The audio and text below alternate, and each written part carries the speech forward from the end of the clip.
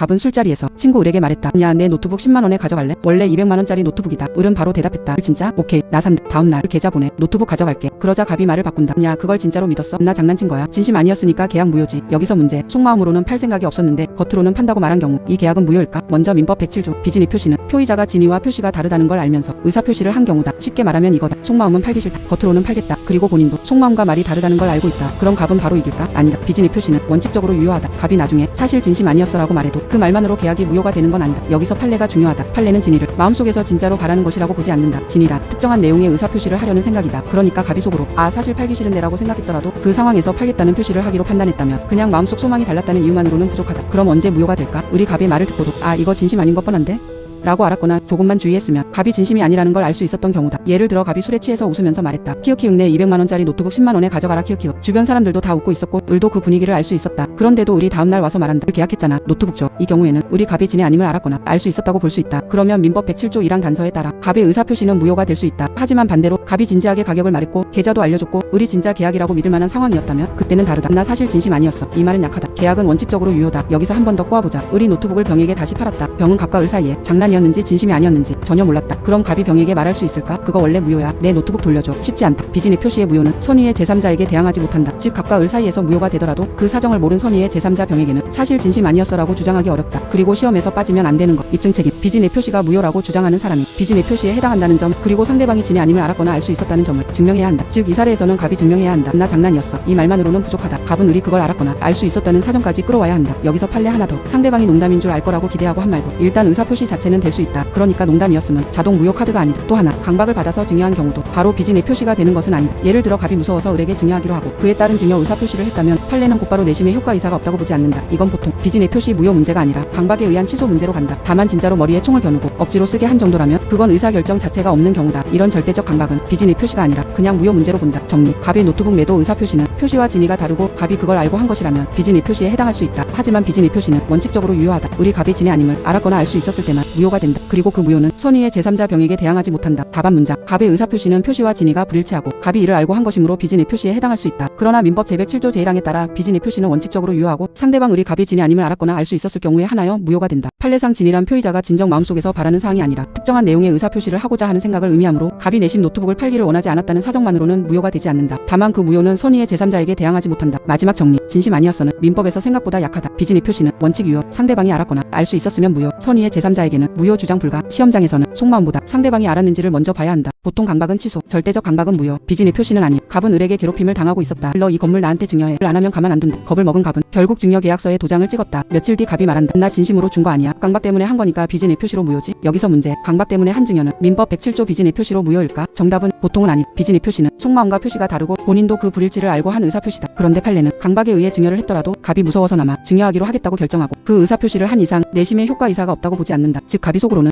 진짜 주기 싫다라고 생각했어도 그 상황에서 증여 의사표시를 하기로 판단했다면 바로 비진의 표시 무효가 되는 건 아니다. 그럼 갑은 못 이길까? 아니다. 이건 비진의 표시가 아니라 강박에 의한 의사표시 취소로 가야 한다. 민법 110조 사기나 강박에 의한 의사표시는 취소할 수 있다. 그러니까 갑은 이렇게 주장해야 한다. 진심 아니었으니 무효다. 이게 아니라 을의 강박 때문에 증여했으니 취소한다. 이렇게 가야 한다. 다만 예외가 있다. 을이 갑머리에 총을 겨누고 억지로 손을 잡아 도장을 찍게 했다면 이건 다르다. 이 정도면 갑에게 의사결정 자체가 없었다고 볼 수 있다. 이런 절대적 강박은 비진의 표시나 취소 문제가 아니라 처음부터 무효 문제가 된다. 정리. 강박으로 증여했다는 사정만으로 바로 비진의 표시 무효가 되는 건 아니다. 보통은 강박에 의한 취소 문제다. 하지만 의사결정 자체가 없는 절대적 강박이면 무효다. 답안 문장. 갑이 강박에 의하여 증여의 의사표시를 하였더라도 판례상 강박에 의하여서나마 증여하기로 하고 그에 따른 의사표시를 한 이상 내심의 효과 이사가 결여된 비진의 표시라고 볼 수 없다. 따라서 이는 민법 제107조의 비진의 표시 무효 문제가 아니라 원칙적으로 민법 제110조의 강박에 의한 의사표시 취소 문제로 보아야 한다. 다만 의사결정 자체가 배제되는 절대적 강박의 경우에는 무효가 될 수 있다. 마지막 정리. 강박이면 바로 비진의 표시로 달려가면 안 된다. 보통 강박은 취소, 절대적 강박은 무효, 비진의 표시는 아님. 갑은 신용이 안 좋아서 은행에서 대출을 받을 수 없었다. 그래서 친구 을에게 부탁했다. 내 이름으로 대출 좀 받아줘. 또는 내가 쓰고 갚는 것도 내가 할게. 을은 어쩔 수 없이 자기 이름으로 대출 계약을 체결했다. 은행도 어느 정도 알고 있었다. 실제로 돈은 갑이 쓰는 것 같긴 한데 일단 계약자는 을이네. 그런데 갑이 돈을 안 갚았다. 은행은 을에게 말한다. 대출 계약 내 이름으로 했으니까 내가 갚아. 을이 반박한다. 나는 돈 쓸 생각 없었어요. 명의만 빌려준 거니까 빚은 이 표시로 무효 아닌가요? 여기서 문제. 차명 대출에서 명의를 빌려준 을은 진짜 채무자가 아닐까? 판례는 원칙적으로 명의 대여자가 차주라고 본다. 즉 을이 자기 이름으로 대출 계약을 체결했다면 원칙적으로 을이 대출 계약의 당사자다. 왜냐하면 을에게 돈을 내가 쓰겠다는 의사는 없었더라도 적어도 은행에 대해 내 이름으로 채무를 부담하겠다는 의사까지 없었다고 보기는 어렵기 때문이다. 판례도 법률상 또는 사실상 장애 때문에 갑이 직접 대출받지 못해서 을이 채무자 명의를 빌려준 경우 그것만으로 을에게 채무 부담 의사가 없다고 볼 수 없다고 한다. 을이 다시 말한다. 그래도 은행도 갑이 돈 쓰는 거 알았잖아요. 하지만 이것도 부족하다. 판례는 은행이 대출금을 실제로 갑이 사용한다는 사정을 알았다는 것만으로는 을의 진위 아님을 알았거나 알 수 있었다고 보기 어렵다고 한다. 즉 차명 대출에서 중요한 건 누가 돈을 썼냐가 아니다. 중요한 건 은행과의 관계에서 누가 법률상 채무자로 계약했느냐다. 다만 예외가 있다. 은행이 처음부터 을에게는 책임을 지우지 않고 형식상 이름만 빌리는 것이라고 양해했다면 이때는 다르다. 을과 은행 사이의 대출 계약은 통정어 위표시로 무효가 될 수 있다. 즉 단순히 은행도 갑이 돈 쓰는 걸 알았다는 정도로는 부족하고 은행이 을은 책임 안 지는 명목상 채무자일 뿐이라는 점까지 서로 짜고 양해해야 한다. 정리. 차명 대출에서 명의를 빌려준 을은 원칙적으로 대출 계약의 당사자다. 을은 돈은 갑이 썼어요. 나는 실제 차주가 아니에요. 이 말만으로는 빠져나가기 어렵다. 답안 문장. 차명 대출의 경우 명의 대여자는 대출금의 경제적 효과를 명의 차용자에게 기속시키려는 의사를 가질 뿐 대출 계약상 채무 부담의 의사가 없다고 볼 수는 없으므로 원칙적으로 대출 계약의 당사자가 된다. 또한 금융기관이 대출금을 명의 차용자가 사용할 것임을 알았다는 사정만으로 명의 대여자의 빚은 이 표시를 알았거나 알 수 있었다고 볼 수 없다. 다만 금융기관이 명의 대여자에게 책임을 지우지 않기로 양해하고 형식상 명의만 빌린 경우에는 통정어 위표시로 무효가 될 수 있다. 마지막 정리. 차명 대출은 실제로 누가 돈 썼냐보다 은행과 누가 채무자로 계약했냐가 중요하다. 명의 빌려준 을도 원칙적으로 진짜 채무자 은행까지 짜고 을에게 책임 안 지우기로 한 경우에만 통정어 위표시 무효를 검토한다. 갑은 돈이 급했다. 그런데 자기 집에 채권자들이 몰려올 것 같았다. 그래서 친구 을과 짰다. 우리 집을 내가 산 것처럼 해두자. 오케이. 진짜 사는 건 아니지? 당연하지. 서류만 그렇게 하는 거야. 둘은 매매 계약서를 작성했다. 겉으로 보면 갑이 을에게 집을 판 것처럼 보인다. 하지만 실제 속마음은 다르다. 갑도 팔 생각이 없고 을도 살 생각이 없다. 그냥 남들 보라고 가짜 매매 계약을 만든 것이다. 여기서 문제. 이 계약은 유효할까? 정답은 무효다. 이게 민법 108조 통정어 위표시다. 통정어 위표시가 되려면 네 가지가 필요하다. 첫째, 의사표시가 있어야 한다. 둘째, 표시와 진위가 달라야 한다. 셋째, 표의자가 그 불일치를 알고 있어야 한다. 넷째, 상대방과 통정이 있어야 한다. 여기서 핵심은 통정이다. 통정이란 그냥 상대방이 눈치챈 정도가 아니다. 갑과 을이 우리 가짜로 하자라고 진의 아닌 의사표시의 외형을 서로 짜고 맞춘 합의를 말한다. 그래서 이 사례에서는 갑과 을이 매매 계약의 외형만 만들었을 뿐 진짜로 소유권을 넘기려는 의사가 없다. 따라서 갑과 을 사이의 매매 계약은 통정어 위표시로 무효다. 판례 사례도 있다. 채권자가 기존 채권을 우선 변제받으려고 진짜 살 목적도 없으면서 주택임 대차 계약의 형식만 만들고 주민등록까지 맞춰 대항력을 취득한 것처럼 외관을 만든 경우 판례는 이런 계약을 주택임 대차 계약으로서 통정어 위표시에 해당해 무효라고 본다. 그래서 주택임 대차 보호법상 대항력도 인정되지 않는다. 즉 핵심은 이거다. 진짜 살 생각 없이 가짜 임차인 행세만 하면 법이 보호해주지 않는다. 다만 주의할 점. 통정어 위표시가 무효라고 주장하는 사람이 통정이 있었다는 점을 증명해야 한다. 수상한데 정도로는 부족하다. 하지만 가족, 친척, 특수관계처럼 정황상 너무 이상한 경우에는 간접사실로 통정이 추정될 수 있다. 답안 문장. 갑과 을은 매매의 효과를 발생시킬 의사 없이 매매 계약의 외형만을 형성하기로 합의하였으므로 이는 민법 제108조 제1항의 통정어 위표시에 해당하여 무효이다. 통정이란 진의 아닌 의사표시의 외형을 서로 짜고 일치시키는 합의를 말하며 단순히 상대방이 알았다는 것만으로는 부족하다. 마지막 정리. 빚은 위표시는 혼자 속마음이 다른 경우, 통정어 위표시는 둘이 짜고 가짜 외형을 만든 경우, 혼자 다르면 107조, 둘이 짜면 108조, 그리고 108조는 원칙적으로 무효다. 갑은 강제 집행을 피하려고 친구 을과 짰다. 내 건물 내가 산 것처럼 해두자. 오케이. 진짜 사는 건 아니고 당연하지. 서류만. 이 매매 계약은 갑과 을 사이에서는 통정어 위표시라서 무효다. 그런데 문제가 생겼다. 을이 그 건물을 병에게 다시 팔아버린 것이다. 병은 아무것도 몰랐다. 등기 보고 샀는데요. 그거 원래 가짜 계약이야. 내 건물 돌려줘. 여기서 문제. 병은 보호받을 수 있을까? 가능하다. 민법 108조 2항은 통정어 위표시의 무효는 선의의 제3자에게 대항하지 못한다고 한다. 여기서 제3자는 단순히 옆에서 구경한 사람이 아니다. 판례는 제3자를 허위 표시로 만들어진 외형을 기초로 실질적으로 새로운 법률상 이해관계를 맺은 사람이라고 본다. 이 사례에서 병은 가짜 매매로 을명의 등기가 생긴 걸 믿고 다시 건물을 산 사람이다. 그러니까 병은 새로운 법률상 이해관계를 맺은 제3자다. 그리고 병이 갑과 을의 매매가 가짜였다는 걸 몰랐다면 선의의 제3자로 보호된다. 이때 중요한 판례 포인트. 제3자의 선의에는 무과실까지 필요하지 않다. 즉 병이 조금 부주의했더라도 가짜 계약임을 몰랐다면 일단 선의로 볼 수 있다. 그리고 선의는 추정된다. 따라서 갑이 병을 이기려면 병이 허위 표시를 알고 있었다는 점을 갑이 증명해야 한다. 정리. 갑과 을의 가짜 매매는 당사자 사이에서는 무효다. 하지만 병이 그 외형을 믿고 새로 건물을 샀고 허위 표시라는 걸 몰랐다면 갑은 병에게 무효를 주장할 수 없다. 답안 문장. 병은 통정어 위표시에 의하여 외형상 형성된 법률관계를 기초로 실질적으로 새로운 법률상 이해관계를 맺은 자이므로 민법 제108조 제2항의 제3자에 해당한다. 판례상 제3자의 선의에는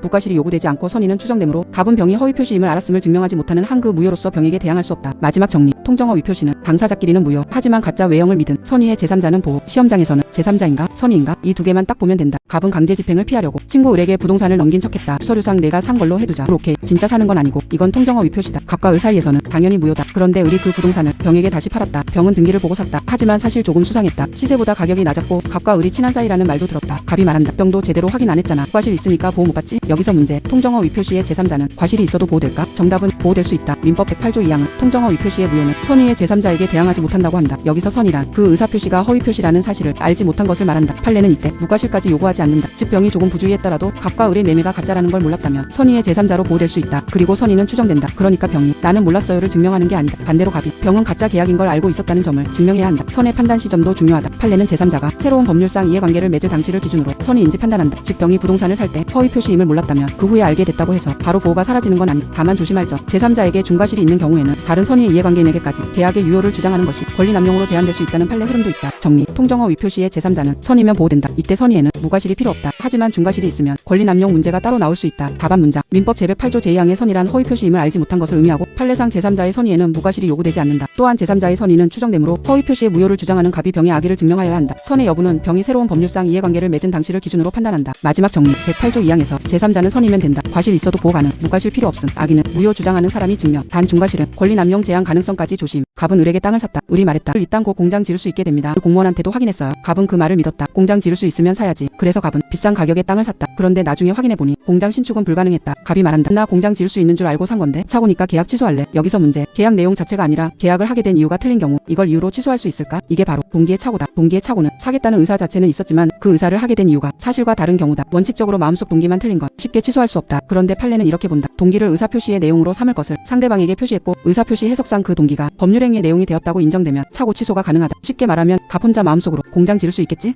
라고 생각한 정도면 부족하다. 하지만 갑이 계약 과정에서 나는 공장 지을 수 있어서 사는 거다라고 드러냈고 그 점이 계약 내용처럼 받아들여졌다면 취소 가능성이 생긴다. 그런데 이 사례는 더 강하다. 왜냐하면 동기가 갑 혼자 만든 게 아니라 을의 설명 때문에 생겼기 때문이다. 판례는 동기가 상대방으로부터 제공되거나 유발된 경우에는 동기의 표시 여부를 엄격하게 따지지 않고 대부분 중요 부분의 착오로 보아 취소를 인정한다. 즉 을이 직접 공장 신축 가능합니다 라고 말해서 갑이 착오에 빠졌다면 갑이 취소 주장은 꽤 강하다. 정리. 동기의 착오는 항상 취소되는 게 아니다. 혼자 마음속으로 착각한 동기는 약하다. 하지만 그 동기가 표시되어 계약 내용이 되었거나 상대방이 그 동기를 제공하거나 유발했다면 착오 취소가 가능하다. 답안 문장. 갑의 착오는 매매계약 체결의 동기에 관한 착오이다. 판례는 동기를 당해 의사표시의 내용으로 삼을 것을 상대방에게 표시하고 의사표시의 해석상 그 동기가 법률행위의 내용으로 인정되는 경우 동기 착오를 이유로 취소할 수 있다고 본다. 특히 그 동기가 상대방으로부터 제공되거나 유발된 경우에는 표시 여부를 엄격히 묻지 않고 중요 부분의 착오로 보아 취소를 인정할 수 있다. 마지막 정리. 동기의 착오는 혼자 착각이면 약하다. 표시에서 계약 내용이 되면 강해진다. 상대방이 유발했으면 취소 가능성이 확 올라간다. 갑은 을에게 땅을 샀다. 여기 곧 도시계획 바뀐다며? 그럴 가능성 높대요. 그럼 호텔 지을 수 있겠네. 갑은 기대에 부풀어 비싼 가격에 땅을 샀다. 그런데 몇 년이 지나도 도시계획은 바뀌지 않았다. 호텔 허가도 나오지 않았다. 갑이 말한다. 나 호텔 지을 수 있을 줄 알고 산 건데 착오니까 취소할래. 여기서 문제. 미래에 될 줄 알았던 일이 나중에 안 된 경우 이것도 착오 취소가 될까? 판례는 이렇게 본다. 착오의 대상에는 장래의 사실도 포함될 수 있다. 하지만 아무 예상이나 전부 착오가 되는 건 아니다. 장래에 그런 사정이 발생할 것이라는 확신이나 인식이 있어야 한다. 반대로 단순히 나중에 되겠지? 아마 가능성 있겠지? 이 정도의 기대가 빗나간 것은 착오 취소가 안 된다. 판례도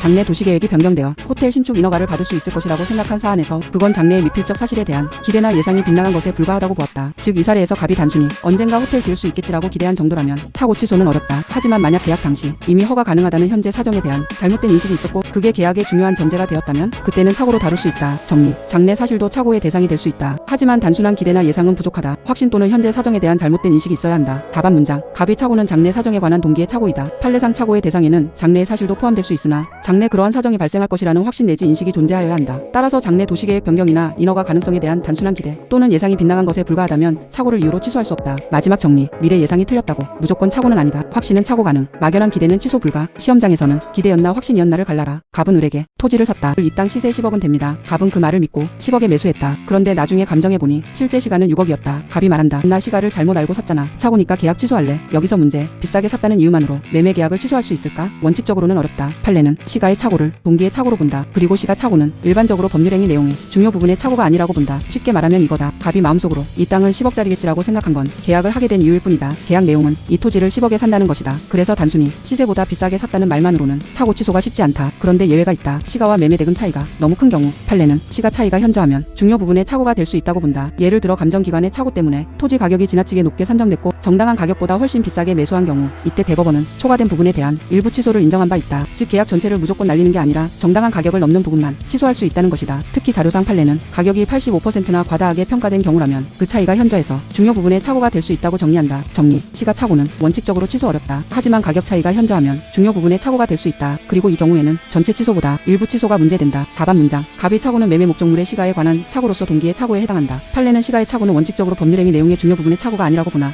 시가와 매매 대금의 차이가 현저한 경우에는 중요 부분의 착오가 될 수 있고 이때에는 초과 부분에 대한 일부 취소가 가능하다고 본다. 마지막 정리. 비싸게 샀다고 바로 차고 취소는 아니다. 시가 차고 원칙 취소 어려움. 가격 차이 현저 중요 부분 가능. 그때는 일부 취소까지 검토. 갑은 을에게 중고차를 샀다. 무사고 차량입니다. 침수도 전혀 없어요. 갑은 그 말을 믿고 차를 샀다. 그런데 나중에 보니 사고 이력도 있고 침수 이력도 있었다. 갑이 말한다. 나 속아서 계약했네. 계약 취소하고 돈 돌려받을래. 여기서 먼저 민법 110조. 사기나 강박에 의한 의사표시는 취소할 수 있다. 사기란 상대방의 기망행위 때문에 착오에 빠져서 의사표시를 한 경우다. 판례도 사기에 의한 의사표시는 의사와 표시가 다른 게 아니라 의사 형성 과정 즉 동기에 착오가 있는 경우라고 본다. 이 사례에서 을은 사고차를 무사고차라고 속였다. 갑은 그 말을 믿고 차를 샀다. 그러면 갑은 사기를 이유로 매매 계약을 취소할 수 있다. 계약이 취소되면 처음부터 무효였던 것처럼 된다. 그래서 갑은 차를 돌려주고 을은 매매 대금을 돌려줘야 한다. 여기까지가 부당이득 반환 문제다. 그런데 갑이 또 말한다. 나 차 수리비도 들었고 검사비도 들었고 시간도 손해봤는데 그럼 손해배상도 같이 청구할 수 있을까? 가능하다. 판례는 사기 강박 취소에 따른 부당이득 반환 청구권과 불법행위 손해배상 청구권은 별개의 청구권이라고 본다. 그래서 둘은 경합할 수 있고 채권자는 자유롭게 선택해서 행사할 수 있다. 다만 주의할 점. 같은 손해를 두 번 받을 수는 없다. 계약을 취소해서 매매 대금을 이미 돌려받았다면 그 반환받은 범위에서는 손해가 회복된 것이다. 그래서 그 부분까지 다시 손해배상으로 중복 청구할 수는 없다. 정리. 갑은 을에게 사기를 이유로 계약을 취소할 수 있다. 그리고 별도로 을의 기망행위가 불법행위가 된다면 손해배상도 청구할 수 있다. 하지만 이미 돌려받은 부분은 다시 받을 수 없다. 답안 문장. 을의 기망행위로 갑이 착오에 빠져 매매 계약을 체결한 것이므로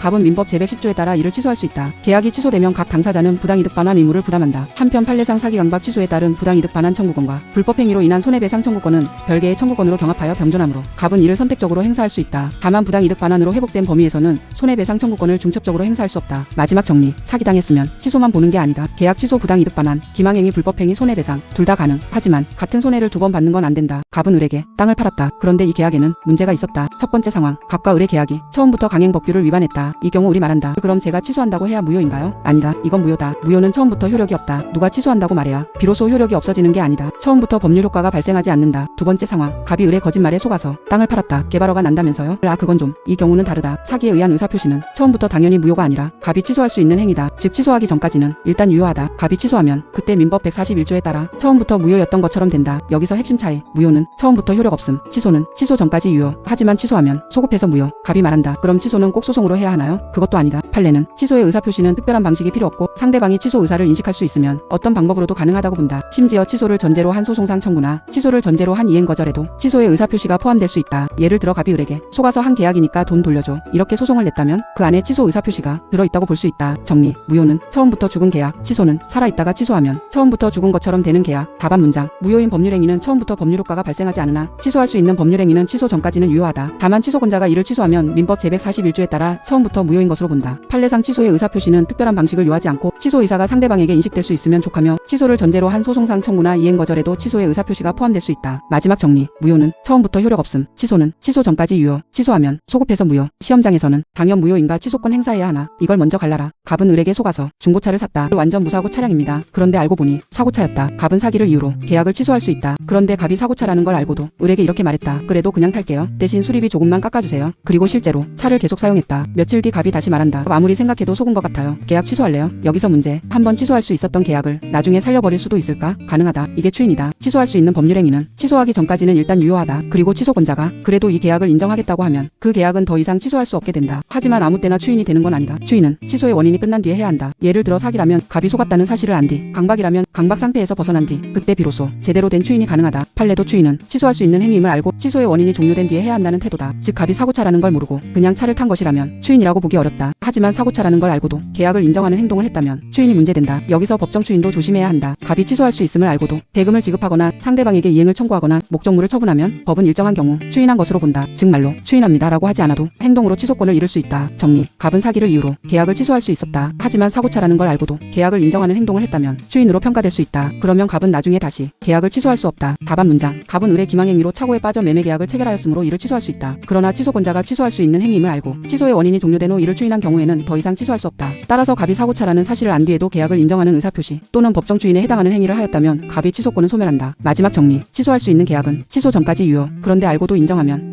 추인하면 취소권은 끝. 시험장에서는 알고 했나? 취소 원인이 끝난 뒤인가? 이 두 개를 봐야 한다. 갑과 을이 토지와 건물을 한꺼번에 매매했다. 그런데 나중에 보니 계약 내용 중 일부 조항이 강행법규에 위반되어 무효였다. 갑이 말한다. 갑 일부만 문제 있는 거잖아. 나머지 계약은 살릴 수 있지? 을이 반박한다. 아니지. 계약 일부가 무효면 전부 무효 아님? 여기서 문제. 계약 일부가 무효면 나머지도 전부 무효일까? 민법 137조 원칙은 전부 무효다. 법률행위의 일부분이 무효이면 그 전부를 무효로 한다. 왜냐하면 계약은 보통 하나의 전체로 체결되기 때문이다. 그런데 예외가 있다. 그 무효 부분이 없었더라도 당사자들이 나머지 계약을 했을 것이라고 인정되면 나머지는 살아남는다. 즉 일부 무효에서 봐야 할 건 세 가지다. 첫째, 하나의 법률행위인가? 둘째, 무효 부분과 나머지가 나누어질 수 있는가? 셋째, 무효 부분이 없었어도 당사자들이 나머지를 했을 것인가? 줄여서 일부인가? 일체성, 분할 가능성, 가정적 의사, 판례도 일부 무효 법리는 계약서가 여러 개여도 그 전부가 경제적 사실적으로 하나처럼 이루어졌다면 적용될 수 있다고 본다. 예를 들어 토지 매매와 건물 매매가 형식상 따로 되어 있어도 실제로는 한 세트로 거래된 거라면 하나만 떼어서 살릴 수 있는지 따져봐야 한다. 그리고 강행법규 위반도 조심해야 한다. 판례는 법률이 따로 일부 무효 효과를 정하면 그 법에 따르고 그런 규정이 없으면 원칙적으로 137조를 본다. 다만 나머지까지 무효로 하면 그 강행 규정의 취지에 명백히 반하는 경우에는 나머지까지 무효라고 할 수 없다고 본다. 정리. 계약 일부가 무효면 원칙은 전부 무효. 하지만 나눌 수 있고 그 부분이 없어도 계약했을 것 같으면 나머지는 유효. 답안 문장. 민법 제137조에 따라 법률행위의 일부분이 무효인 때에는 원칙적으로 그 전부가 무효이다. 다만 법률행위의 일체성과 분할 가능성이 인정되고 당사자들이 그 무효 부분이 없더라도 나머지 법률행위를 하였을 것이라는 가정적 의사가 인정되는 경우에는 나머지 부분은 유효하다. 판례상 일부 무효 법리는 여러 계약이 체결되었더라도 그 전부가 경제적 사실적으로 일체로 행하여져 하나의 계약과 같은 관계에 있는 경우에도 적용된다. 마지막 정리. 일부 무효는 바로 나머지 유효로 가면 안 된다. 원칙은 전부 무효, 예외로 일부 유효. 시험장에서는 일체성, 분할 가능성, 가정적 의사 이 세 개를 박으면 된다. 갑은 급하게 돈이 필요했다. 어머니 병원비가 당장 필요했기 때문이다. 그때 을이 말했다. 내가 내 땅 사줄게. 을 대신 시세 10억짜리 땅을 3억에 넘겨. 갑은 어쩔 수 없이 계약서에 도장을 찍었다. 나중에 갑이 말한다. 이건 너무 불공정하잖아. 계약 무효 아님? 먼저 민법 104조 당사자의 궁박 경솔 무경험으로 현저하게 공정을 잃은 법률행위는 무효다. 즉 불공정한 법률행위가 되려면 갑에게 궁박 경솔 무경험이 있어야 하고 계약 내용이 객관적으로 현저하게 불공정해야 한다. 그런데 이것만으로 끝이 아니다. 판례는 상대방 을에게 갑이 사정을 알면서 이용하려는 의사 즉 폭리행위의 악의가 필요하다고 본다. 이 사례에서 을이 갑이 병원비 때문에 급하다는 걸 알고도 시세 10억짜리 땅을 3억에 사려 했다면 불공정한 법률행위가 될 수 있다. 그럼 계약은 원칙적으로 무효다. 그런데 여기서 질문. 그럼 3억은 너무 싸니까 법원이 8억 정도로 고쳐서 계약 살릴 수는 없나요? 원칙적으로는 조심해야 한다. 무효인 계약은 그냥 법원이 마음대로 내용을 바꿔 살리는 게 아니다. 하지만 판례는 예외적으로 매매 대금이 과다해서 불공정한 법률행위가 된 사안에서 당사자의 가정적 의사를 추론해 매매 대금을 적정한 금액으로 감액하고 계약의 유효성을 인정한 적이 있다. 즉 핵심은 법원이 마음대로 가격을 고친다가 아니다. 당사자들이 무효를 알았더라면 적정한 금액으로라도 계약했을 것인지 그 가정적 의사를 봐야 한다. 정리. 불공정한 법률행위는 원칙적으로 무효다. 하지만 판례상 특별한 경우에는 가정적 의사를 근거로 적정한 내용으로 조정해 계약을 살릴 수 있다. 답안 문장. 갑이 궁박한 상태에 있었고 을이 이를 알면서 이용하려는 폭리행위의 악의로 현저히 불공정한 대가관계를 형성하였다면 이 계약은 민법 제104조의 불공정한 법률행위로서 무효가 된다. 다만 판례는 매매 대금의 과다로 불공정한 법률행위에 해당하는 경우에도 당사자의 가정적 의사를 추론하여 적정한 금액으로 감액한 후 계약의 유효성을 인정한 바 있으므로 구체적 사정에 따라 일부 조정 가능성을 검토할 수 있다. 마지막 정리. 불공정한 계약은 원칙 무효. 요건은 궁박 경솔 무경험, 현저한 불공정, 폭리행위의 악의, 그리고 예외적으로 가정적 의사가 인정되면 적정한 내용으로 살릴 수 있다. 갑과 을이 계약을 하나 체결했다. 그런데 나중에 보니 그 계약은 무효였다. 갑이 말한다. 그럼 이 계약은 완전히 끝난 거네? 을이 말한다. 잠깐. 다른 계약으로라도 살릴 수는 없나? 여기서 나오는 게 민법 138조 무효행위의 전환이다. 무효행위의 전환은 원래 법률행위는 무효지만 다른 법률행위의 요건을 갖추고 있고 당사자들이 무효라는 걸 알았더라면 그 다른 법률행위라도 하려고 했을 때 그 다른 법률행위로 효력을 인정하는 것이다. 요건은 세 가지다. 첫째, 원래 법률행위가 무효일 것. 둘째, 다른 법률행위의 요건을 갖출 것. 셋째, 당사자의 전환 의사가 있을 것. 여기서 제일 중요한 건 전환 의사다. 진짜로 당사자가 전환합니다라고 말했어야 하는 건 아니다. 판례는 당사자가 무효를 알았더라면 다른 법률행위를 의혹했을 것이라는 가정적 의사가 있으면 된다고 본다. 예를 들어 갑과 을이 A 계약을 했는데 A 계약은 무효다. 그런데 그 계약 내용이 B 계약의 요건은 갖추고 있다. 그리고 당시 사정상 갑과 을이 A 계약이 무효라는 걸 알았더라면 그럼 B 계약으로라도 하자라고 했을 것 같다면 이때는 A 계약은 무효지만 비계약으로 전환될 수 있다. 하지만 아무 때나 되는 건 아니다. 판례는 가정적 의사를 판단할 때 계약 당시의 구체적 사정, 거래 관행, 신의 성실의 원칙을 고려해야 한다고 본다. 그리고 그 결과가 한쪽 당사자에게 일방적으로 불리하거나 거래 관념과 형평에 반하면 안 된다. 즉 법원이 마음대로 죽은 계약을 억지로 살리는 제도가 아니다. 당사자들이 그 상황을 알았더라면 정말 다른 계약이라도 했을 것인지 따져보는 제도다. 정리. 무효행위의 전환은 무효인 계약을 무조건 살리는 게 아니다. 원래 계약은 무효. 하지만 다른 법률행위 요건이 있고 가정적 의사가 인정되면 그 다른 법률행위로 효력이 생길 수 있다. 답안 문장. 원래 법률행위가 무효이더라도 그것이 다른 법률행위의 요건을 갖추고 있고 당사자가 그 무효를 알았더라면 다른 법률행위를 하였을 것이라는 가정적 의사가 인정되는 경우에는 민법 제138조에 따라 다른 법률행위로서 효력을 가질 수 있다. 이때 가정적 의사는 법률행위 당시의 구체적 사정, 거래 관행 및 신의성실의 원칙에 비추어 판단하되 그 결과가 일방 당사자에게 부당하게 불리하거나 형평에 반하여서는 안 된다. 마지막 정리. 무효행위 전환은 죽은 계약을 억지로 살리는 게 아니다. 원래 행위 무효, 다른 행위 요건 충족, 가정적 의사 인정 이 세 개가 있어야 다른 법률행위로 살아난다. 갑은 을에게 상가를 팔기로 했다. 다만 조건을 붙였다. 을이 은행 대출 승인을 받으면 그때 매매계약 효력이 생기는 걸로 하자. 을은 대출을 받으려고 서류를 준비했다. 그런데 갑이 생각을 바꿨다. 요즘 상가가 오르는데 이거 팔기 아까운데? 그래서 갑은 은행에 연락했다. 그 계약 진행 안 할 수도 있습니다. 대출 심사 좀 보류해주세요. 결국 을의 대출은 승인되지 않았다. 갑이 말한다. 조건이 성취 안 됐네? 그러니까 계약 효력 없음. 여기서 문제. 조건 성취로 불이익을 받을 사람이 일부러 조건 성취를 방해하면 그 조건은 어떻게 될까? 민법 150조 1항. 조건의 성취로 불이익을 받을 당사자가 신의 성실에 반하여 조건 성취를 방해하면 상대방은 조건이 성취된 것으로 주장할 수 있다. 쉽게 말하면 이거다. 자기가 팔기 싫어서 조건이 이루어지는 걸 일부러 막아놓고 조건 안 됐으니까 계약 없음. 이렇게 빠져나갈 수는 없다는 것이다. 판례도 이 조항을 신의 성실의 원칙이 드러난 규정이라고 본다. 누구도 신의 측에 반하는 행동으로 이익을 얻어서는 안 된다는 취지다. 이 사례에서 갑은 대출 승인이 나면 상가를 팔아야 한다. 즉 조건 성취로 불이익을 받을 사람이다. 그럼 갑이 은행에 연락해 대출 승인을 방해했다면 을은 조건은 성취된 것으로 봐야 한다고 주장할 수 있다. 정리. 조건이 실제로 이루어지지 않았어도 그 이유가 상대방의 신의칙 위반 방해 때문이면 조건 성취가 의제될 수 있다. 답안 문장. 갑은 조건 성취로 인하여 매매계약상의 의무를 부담하게 되는 자로서 조건 성취로 불이익을 받을 당사자이다. 그런데 갑이 신의 성실에 반하여 을의 대출 승인을 방해하였다면 을은 민법 제150조 제1항에 따라 그 조건이 성취된 것으로 주장할 수 있다. 판례도 위 조항은 신의측의 발현으로서 누구도 신의 성실에 반하는 행태를 통해 이익을 얻어서는 안 된다는 취지를 가진다고 본다. 마지막 정리. 조건이 안 됐다고 무조건 끝나는 게 아니다. 누가 조건을 막았는지 봐야 한다. 조건 성취로 불이익 받는 사람이 신의측에 반해 방해했다면 조건은 성취된 것으로 주장 가능. 갑과 을은 건물 매매 계약을 했다. 계약서에는 이렇게 적혀 있었다. 관청에 허가가 나오면 잔금을 지급하고 소유권을 이전한다. 을은 허가를 받기 위해 갑의 협조가 필요했다. 그런데 갑은 건물값이 오르자 마음이 바뀌었다. 나 이제 이 계약하기 싫은데? 그래서 을이 요구하는 서류 제공을 계속 미뤘다. 결국 허가는 나오지 않았다. 갑이 말한다. 허가 안 나왔네? 조건 성취 안 됐으니까 계약 진행 못함.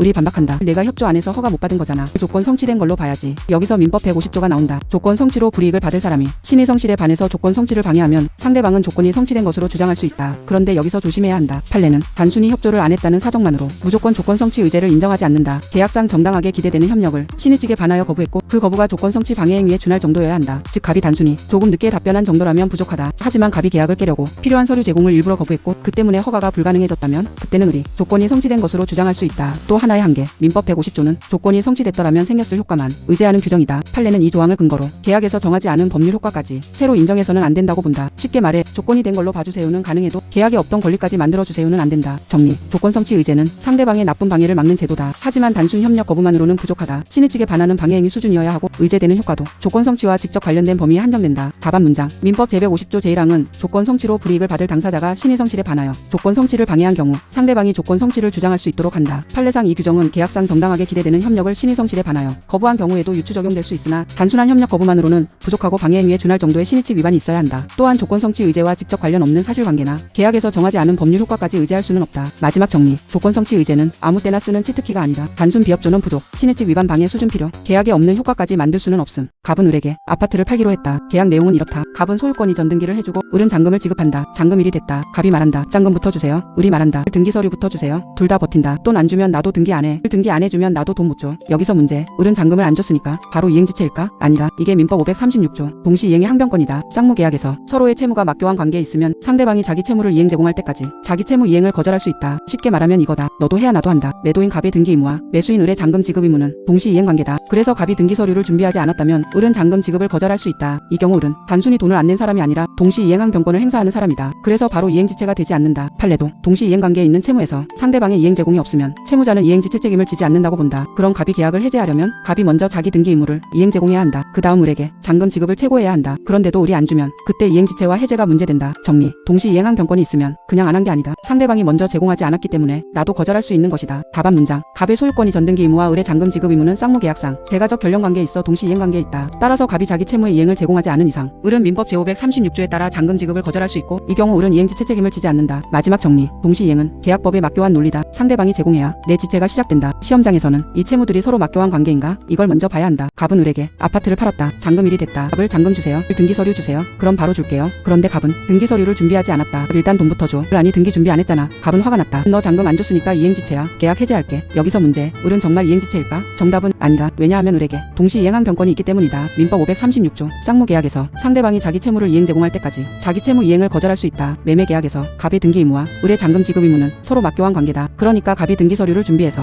이행 제공을 하지 않았다면 을은 잔금 지급을 거절할 수 있다. 이건 그냥 돈 안 줌이 아니다. 법적으로 정당한 거절이다. 그래서 을은 이행지체 책임을 지지 않는다. 판례도 동시 이행 관계에 있는 채무에서는 상대방의 이행 제공이 없는 이상 채무자는 이행지체에 빠지지 않는다고 본다. 그럼 갑이 을을 이행지체에 빠뜨리려면 어떻게 해야 할까? 될까? 먼저 갑이 등기 서류를 준비하고 소유권이 전등기에 이행을 제공해야 한다. 그 다음 을에게 잔금 지급을 최고해야 한다. 그런데도 을이 안 주면 그때 이행지체가 된다. 정리. 동시 이행한 경권이 있으면 채무자가 안 한 게 아니라 상대방이 먼저 제공하지 않아서 거절할 수 있는 상태다. 답안 문장. 갑의 소유권이 전등기 의무와 을의 잔금 지급 의무는 동시 이행 관계에 있으므로 갑이 자기 채무의 이행을 제공하지 않은 이상 을은 민법 제536조에 따라 잔금 지급을 거절할 수 있다. 따라서 을은 이행지체 책임을 지지 않고 갑이 계약을 해제하기 위해서는 먼저 자기 채무를 이행 제공하여 을을 이행지체에 빠뜨려야 한다. 마지막 정리. 동시 이행한 경권은 이행지체를 막는다. 상대방이 제공해야 내 지체가 시작된다. 시험장에서는 상대방의 이행 제공 있었나? 이걸 먼저 봐야 한다. 갑은 을에게 아파트를 팔았다. 잔금일이 다가왔다. 그런데 매도인 갑이 계약 이행에 비협조적이었다. 갑은 등기 서류도 제대로 준비하지 않았고 잔금을 받을 준비도 하지 않았다. 을은 불안했다. 잔금은 준비돼 있습니다. 계좌에 돈도 넣어놨어요. 등기 서류 준비하시면 바로 지급하겠습니다. 그런데 갑이 말한다. 너 잔금 안 줬잖아. 이행지체니까 계약 해제할게. 여기서 문제. 을이 실제로 돈을 건네지는 않았지만 계좌에 잔금 상당액을 준비하고 갑에게 수령을 최고했다면 이행 제공이 될까? 판례는 가능하다고 본다. 특히 부동산 매매에서 매도인이 계약 이행에 비협조적이고 잔금 수령 준비도 하지 않은 경우라면 매수인이 그에 상응하는 이행 준비를 하면 된다. 예를 들어 을이 잔금 기일 무렵 자기 예금 계좌에 잔금을 넘는 돈을 보유하고 잔금 지급 의무 이행 준비를 마친 뒤 갑에게 통지하고 수령을 최고했다면 잔금 지급 의무의 이행 제공으로 볼 수 있다. 즉 항상 현금 다발을 들고 갑집 앞까지 찾아가야 하는 건 아니다. 상대방이 이행에 비협조적이면 그 상황에 맞는 준비와 통지 수령 최고로 이행 제공이 인정될 수 있다. 정리. 을이 잔금을 실제로 건네지 않았더라도 갑이 등기 준비를 하지 않고 잔금 수령에도 협조하지 않았다면 을의 잔금 준비와 통지 수령 최고는 이행 제공으로 평가될 수 있다. 답안 문장. 부동산 매매에서 매도인이 계약 이행에 비협조적이고 잔금 수령 준비를 하지 않은 경우 매수인이 잔금 기일 무렵 잔금 상당액을 보유하고 그 지급 준비를 마친 뒤 매도인에게 통지 및 수령 최고를 하였다면 판례상 잔금 지급 의무의 이행 제공이 인정될 수 있다. 마지막 정리. 잔금 이행 제공은 무조건 현실로 돈을 건네야만 하는 건 아니다. 상대방이 비협조적이면 잔금 준비 통지 수령 최고로도 이행 제공이 될 수 있다. 갑은 을에게 기계를 팔기로 했다. 계약 내용은 이렇다. 갑이 먼저 기계를 넘기고 을은 한 달 뒤 대금을 지급한다. 즉 갑이 선이행 의무자다. 그런데 갑이 기계를 넘기기 직전 이상한 소식을 들었다. 을 회사가 부도 위기라는 것이다. 거래처들도 돈을 못 받고 있었고 은행 대출도 막혔다. 갑이 말한다. 이 상태에서 내가 먼저 기계 넘기면 나중에 돈 못 받을 것 같은데? 을이 반박한다. 계약상 내가 먼저 이행하기로 했잖아. 을 기계 안 넘기면 내가 채무 불이행이야. 여기서 문제. 원래 먼저 이행해야 하는 갑도 이행을 거절할 수 있을까? 가능하다. 민법 536조 2항 불안의 항변권이다. 원래는 갑이 먼저 이행해야 한다. 하지만 계약 후 사정이 변해서 상대방 을의 이행이 곤란할 현저한 사유가 생기면 갑은 을의 이행이 확실해질 때까지 자기 선이행 의무를 거절할 수 있다. 쉽게 말하면 이거다. 내가 먼저 줘야 하는 건 맞는데 너 지금 돈 못 줄 것 같잖아. 그러면 나도 잠깐 멈출 수 있다. 예를 들어 을의 재산 상태가 급격히 나빠졌거나 신용 불안이 생겼거나 대금 지급 가능성이 현저히 불확실해진 경우다. 이때 갑이 기계 인도를 거절해도 바로 이행지체가 되는 것은 아니다. 다만 단순히 왠지 불안한데 정도로는 부족하다. 상대방의 이행이 곤란할 현저한 사유가 있어야 한다. 정리. 선이행 의무자는 원래 먼저 이행해야 한다. 하지만 상대방의 이행이 현저히 불안해진 경우에는 불안의 항변권으로 이행을 거절할 수 있다. 답안 문장. 갑이 선이행 의무를 부담하더라도 계약 체결 후 을의 신용 불안이나 재산 상태, 악화 등으로 을의 반대급부 이행이 곤란할 현저한 사유가 있는 때에는 민법 제536조 제2항에 따라 을의 이행이 확실하게 될 때까지 자기 채무의 이행을 거절할 수 있다. 따라서 이러한 사정이 인정되는 한갑은 이행지체 책임을 지지 않는다. 마지막 정리. 선이행 의무자도 무조건 먼저 줘야 하는 건 아니다. 상대방이 돈 못 줄 것 같을 정도로 위험해졌다면 불안의 항변권. 핵심은 단순 불안이 아니라 현저한 이행 곤란 사유다. 갑은 을에게 아파트를 팔았다. 을은 실거주 목적으로 그 아파트를 샀다. 계약 당시에는 기존 임차인이 말했다. 계약 끝나면 나갈게요. 갱신 요구 안 합니다. 그래서 을은 안심했다. 그런데 잔금일 직전 임차인이 갑자기 말을 바꿨다. 저 계약 갱신 요구권 행사할게요. 계속 살겠습니다. 을은 당황했다. 잠깐만요. 나는 실거주하려고 산 건데요. 이러면 아파트 인도 못 받는 거 아닌가요? 갑이 말한다. 그래도 잔금일 됐잖아. 잔금 안 주면 계약 해제할게. 여기서 문제. 을은 잔금을 안 줬으니까 바로 이행지체일까? 아니다. 여기서 나오는 게 불안의 항변권이다. 민법 536조 2항. 상대방의 채무가 아직 이행기가 아니더라도 그 이행이 곤란할 현저한 사유가 있으면 먼저 이행해야 하는 사람도 자기 채무 이행을 거절할 수 있다. 이 사례에서 을은 잔금을 먼저 줘야 할 수 있다. 하지만 을이 원하는 건 실거주 가능한 아파트다. 그런데 임차인이 갑자기 갱신 요구권을 행사했다. 그러면 갑이 을에게 약속한 상태로 아파트를 넘겨줄 수 있을지 현저히 불안해진다. 판례도 이런 경우 매수인이 잔금을 지급하지 않았다고 해서 매도인이 바로 계약을 해제할 수 없다고 본다. 매수인에게 불안의 항변권이 인정될 수 있기 때문이다. 정리. 을이 그냥 돈을 안 준 게 아니다. 갑이 제대로 인도할 수 있을지 현저히 불확실해졌기 때문에 잔금 지급을 잠시 거절할 수 있는 것이다. 답안 문장. 을이 선이행 의무를 부담한다고 하더라도 잔금 지급 기일 직전 임차인의 계약 갱신 요구권 행사 등으로 갑의 목적물 인도 의무 이행이 현저히 불확실하게 된 경우에는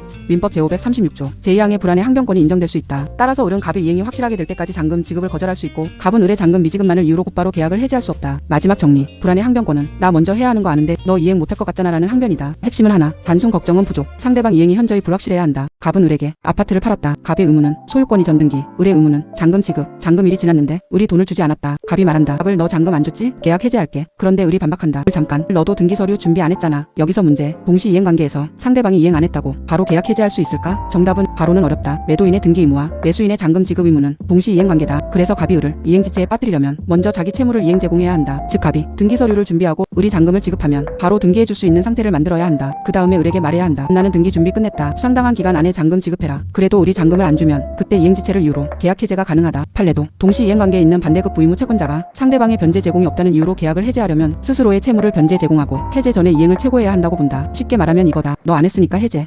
가 아니라 나는 할 준비 끝냈다. 이제 너 해라. 그래도 안 하면 해제. 이 순서다. 정리. 동시 이행관계에서는 상대방을 지체에 빠뜨리려면 내가 먼저 이행 제공을 해야 한다. 내가 준비 안 해놓고 상대방만 지체라고 할 수는 없다. 답안 문장. 갑의 소유권이 전등기 의무와 을의 잔금 지급 의무는 동시 이행관계에 있으므로 갑이 을의 잔금 지급 지체를 이유로 계약을 해제하려면 먼저 자기 채무의 이행을 제공하여 을의 동시 이행한 병권을 소멸시킨 뒤 상당한 기간을 정하여 이행을 최고하여야 한다. 갑의 이행 제공 없이 을의 잔금 미지급만을 이유로 한 해제는 적법하지 않다. 마지막 정리. 동시 이행관계에서 해제하려면 순서가 중요하다. 내 이행 제공 먼저, 상대방에게 최고. 그래도 불이행하면 해제. 갑이 을과 계약을 했다. 갑을 내가 돈 줄 테니까 그 물건은 병에게 넘겨줘. 오케이. 나는 병에게 직접 인도할게. 그런데 을이 약속을 안 지켰다. 병이 을에게 말한다. 물건 주세요. 을이 반박한다. 잠깐. 너는 계약 당사자 아니잖아. 계약은 갑이랑 내가 했는데. 여기서 문제. 계약 당사자가 아닌 병이 을에게 직접 이행을 청구할 수 있을까? 가능하다. 이게 민법 539조 제3자를 위한 계약이다. 제3자를 위한 계약은 계약 당사자인 갑과 을이 제3자인 병에게 직접 권리를 취득시키려는 계약이다. 여기서 갑은 요약자, 을은 낙약자, 병은 수익자다. 핵심은 이거다. 병은 계약 당사자는 아니지만 자기 권리로 을에게 직접 이행을 청구할 수 있다. 판례도 어떤 계약이 제3자를 위한 계약인지 여부는 당사자들이 제3자에게 직접 권리를 취득시키려는 의사가 있었는지에 관한 계약 해석의 문제라고 본다. 즉 단순히 병에게 물건을 전달해줘라고 했다고 해서 무조건 제3자를 위한 계약은 아니다. 갑과 을이 병에게 직접 청구권을 주려는 의사였는지 봐야 한다. 정리. 갑과 을 사이의 계약이라도 병에게 직접 권리를 주기로 했다면 병은 을에게 직접 청구할 수 있다. 답안 문장. 갑과 을 사이의 계약이 병에게 직접 권리를 취득시키려는 의사로 체결된 것이라면 이는 민법 제539조의 제3자를 위한 계약에 해당한다. 이 경우 병은 계약 당사자는 아니지만 수익자로서 낙약자 을에게 직접 이행을 청구할 수 있다. 판례상 제3자를 위한 계약 해당 여부는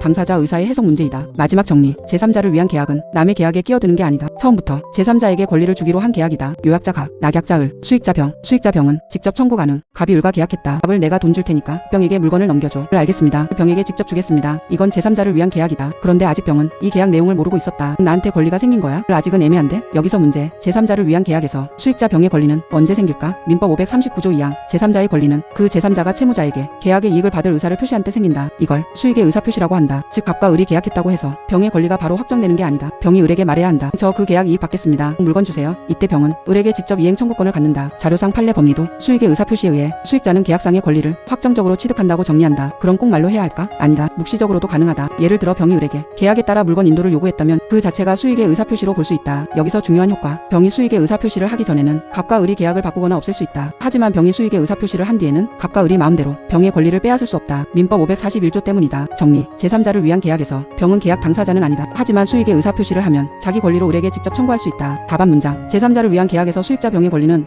민법 제539조 제2항에 따라 병이 낙약자 을에게 계약의 이익을 받을 의사를 표시한 때 발생한다. 수익의 의사표시는 명시적으로뿐만 아니라 묵시적으로도 가능하며 그 의사표시가 있으면 병은 계약상의 권리를 확정적으로 취득하여 을에게 직접 이행을 청구할 수 있다. 마지막 정리. 제3자를 위한 계약은 계약 체결만으로 끝이 아니다. 수익자 권리 발생 시점은 수익의 의사표시, 그 후 병은 을에게 직접 청구 가능. 갑은 을에게 돈을 빌렸다. 그리고 병에게도 물품 대금을 줘야 했다. 갑이 을에게 말한다. 내가 나한테 갚을 돈 있지? 그거 나한테 주지 말고 병한테 바로 줘. 을이 말했다. 오케이. 병한테 바로 줄게. 병이 듣고 말한다. 그럼 나도 을한테 직접 돈 달라고 할 수 있나요? 여기서 문제. 이건 제3자를 위한 계약일까? 아니면 단순한 단축급부일까? 둘은 완전히 다르다. 제3자를 위한 계약은 제3자인 병에게 직접 권리를 주는 계약이다. 즉 병이 자기 권리로 을에게 직접 청구할 수 있다. 반면 단축급부는 이행 경로만 줄인 것이다. 원래는 을이 갑에게 주고 갑이 다시 병에게 줘야 하는데 그 과정을 줄여서 을이 병에게 바로 주는 것이다. 이 경우 병은 을에게 자기 권리로 직접 청구할 수 없다. 판례도 어떤 계약이 제3자를 위한 계약인지 여부는 당사자들이 제3자에게 직접 권리를 취득시키려는 의사가 있었는지에 관한 계약 해석의 문제라고 본다. 그러니까 시험에서는 문장을 잘 봐야 한다. 병에게 직접 청구권을 준다. 병이 을에게 직접 이행을 청구할 수 있다. 이런 느낌이면 제3자를 위한 계약. 그냥 갑에게 줄 돈을 병에게 대신 지급해라. 지급 경로만 병으로 바꾼다. 이런 느낌이면 단축급부다. 그리고 부당이득에서도 차이가 난다. 단축급부에서 문제가 생기면 최종적으로 돈을 받은 병에게 바로 부당이득 반환 청구를 하는 게 아니라 원칙적으로 자기 급부관계의 상대방에게 반환 청구를 해야 한다. 정리. 병에게 직접 권리를 주면 제3자를 위한 계약. 그냥 돈 가는 길만 줄이면 단축급부. 답안 문장. 제3자를 위한 계약은 계약 당사자가 제3자에게 직접 권리를 취득시키려는 계약이므로 수익자는 낙약자에게 직접 이행을 청구할 수 있다. 반면 단축급부는 이행 경로를 단축한 것에 불과하여 제3자에게 직접 청구권이 발생하지 않는다. 따라서 양자의 구별은 당사자들이 제3자에게 직접 권리를 취득시키려는 의사를 가졌는지에 대한 계약 해석에 따라 판단한다. 마지막 정리. 시험장에서는 병이 을에게 직접 청구 가능한가? 이걸 먼저 봐라. 가능하면 제3자를 위한 계약. 안 되면 단축급부. 갑이 을과 계약했다. 갑을 내가 대금 줄 테니까 물건은 병에게 넘겨줘. 알겠습니다. 여기서 갑은 요약자, 을은 낙약자, 병은 수익자. 수익자다. 병은 수익의 의사표시를 했다. 저 그 물건 받겠습니다. 병을 물건 주세요. 그런데 문제가 생겼다. 갑이 을에게 대금을 주지 않은 것이다. 을이 병에게 말한다. 잠깐, 갑이 나한테 돈을 안 줬어. 그래서 나도 물건 못 줘. 병이 반박한다. 그건 갑이랑 을 문제잖아요. 나는 수익자인데 왜 나한테 그래요? 여기서 문제. 낙약자 을은 갑과 을 사이의 문제를 이유로 수익자 병에게 대항할 수 있을까? 가능하다. 민법 542조. 낙약자는 기본관계에서 생긴 항변으로 수익자에게 대항할 수 있다. 여기서 기본관계는 요약자 갑과 낙약자 을 사이의 관계다. 즉 을이 병에게 물건을 줘야 하는 이유는 갑과 을 사이의 계약 때문이다. 그런데 그 계약에서 갑이 대금을 안 줬다면 을은 그 항변을 가지고 병에게도 대항할 수 있다. 자료상 판례 법리도 낙약자는 기본관계상의 항변으로 수익자에게 대항할 수 있다고 정리한다. 예를 들어 갑이 을에게 대금을 지급하지 않았다면 을은 병에게 이렇게 말할 수 있다. 갑이 먼저 대금을 지급해야 합니다. 그 전까지는 나도 이행을 거절합니다. 그리고 더 나아가 갑의 채무 불이행으로 을이 갑과의 계약을 해제할 수 있다면 그 해제도 수익자 병에게 대항할 수 있다. 수익자가 이미 수익의 의사표시를 했더라도 제541조가 요약자나 낙약자의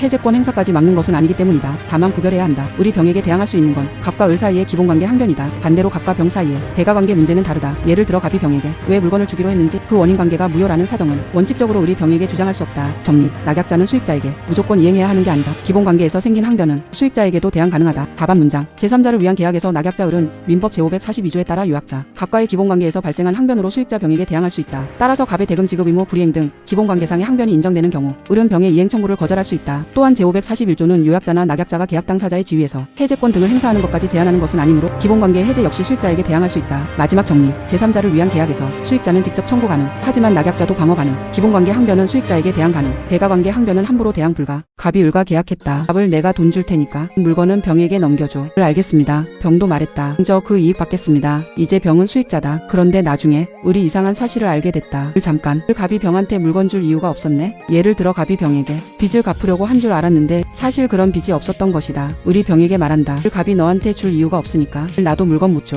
여기서 문제. 낙약자 을은 갑과 병 사이의 사정을 이유로 수익자 병에게 대항할 수 있을까? 원칙적으로는 어렵다. 제3자를 위한 계약에는 관계가 두 개 있다. 하나는 갑과 을 사이의 기본관계, 다른 하나는 갑과 병 사이의 대가관계다. 낙약자 을은 기본관계에서 생긴 항변으로는 병에게 대항할 수 있다. 예를 들어 갑이 을에게 대금을 안 줬다면 을은 병에게도 갑이 대금을 안 줬으니 나도 못 준다고 주장할 수 있다. 하지만 갑과 병 사이의 대가관계는 다르다. 갑이 병에게 왜 물건을 주려고 했는지, 갑과 병 사이에 채무가 있었는지 없었는지는 원칙적으로 을이 끼어들 문제가 아니다. 자료도 요약자와 수익자 사이의 대가관계에 기한 항변으로는 수익자에게 대항하지 못한다고 정리한다. 즉 을이 병에게 거절하려면 갑과 을 사이 기본관계에 문제가 있어야 한다. 단순히 갑이 병에게 줄 이유가 없던데 이것만으로는 병의 청구를 막기 어렵다. 정리. 대가관계가 없어도 기본관계가 유효하고 병이 수익의 의사표시를 했다면 을은 병에게 이행해야 할 수 있다. 답안 문장. 제3자를 위한 계약에서 낙약자 을은 요약자 갑과의 기본관계에서 발생한 항변으로는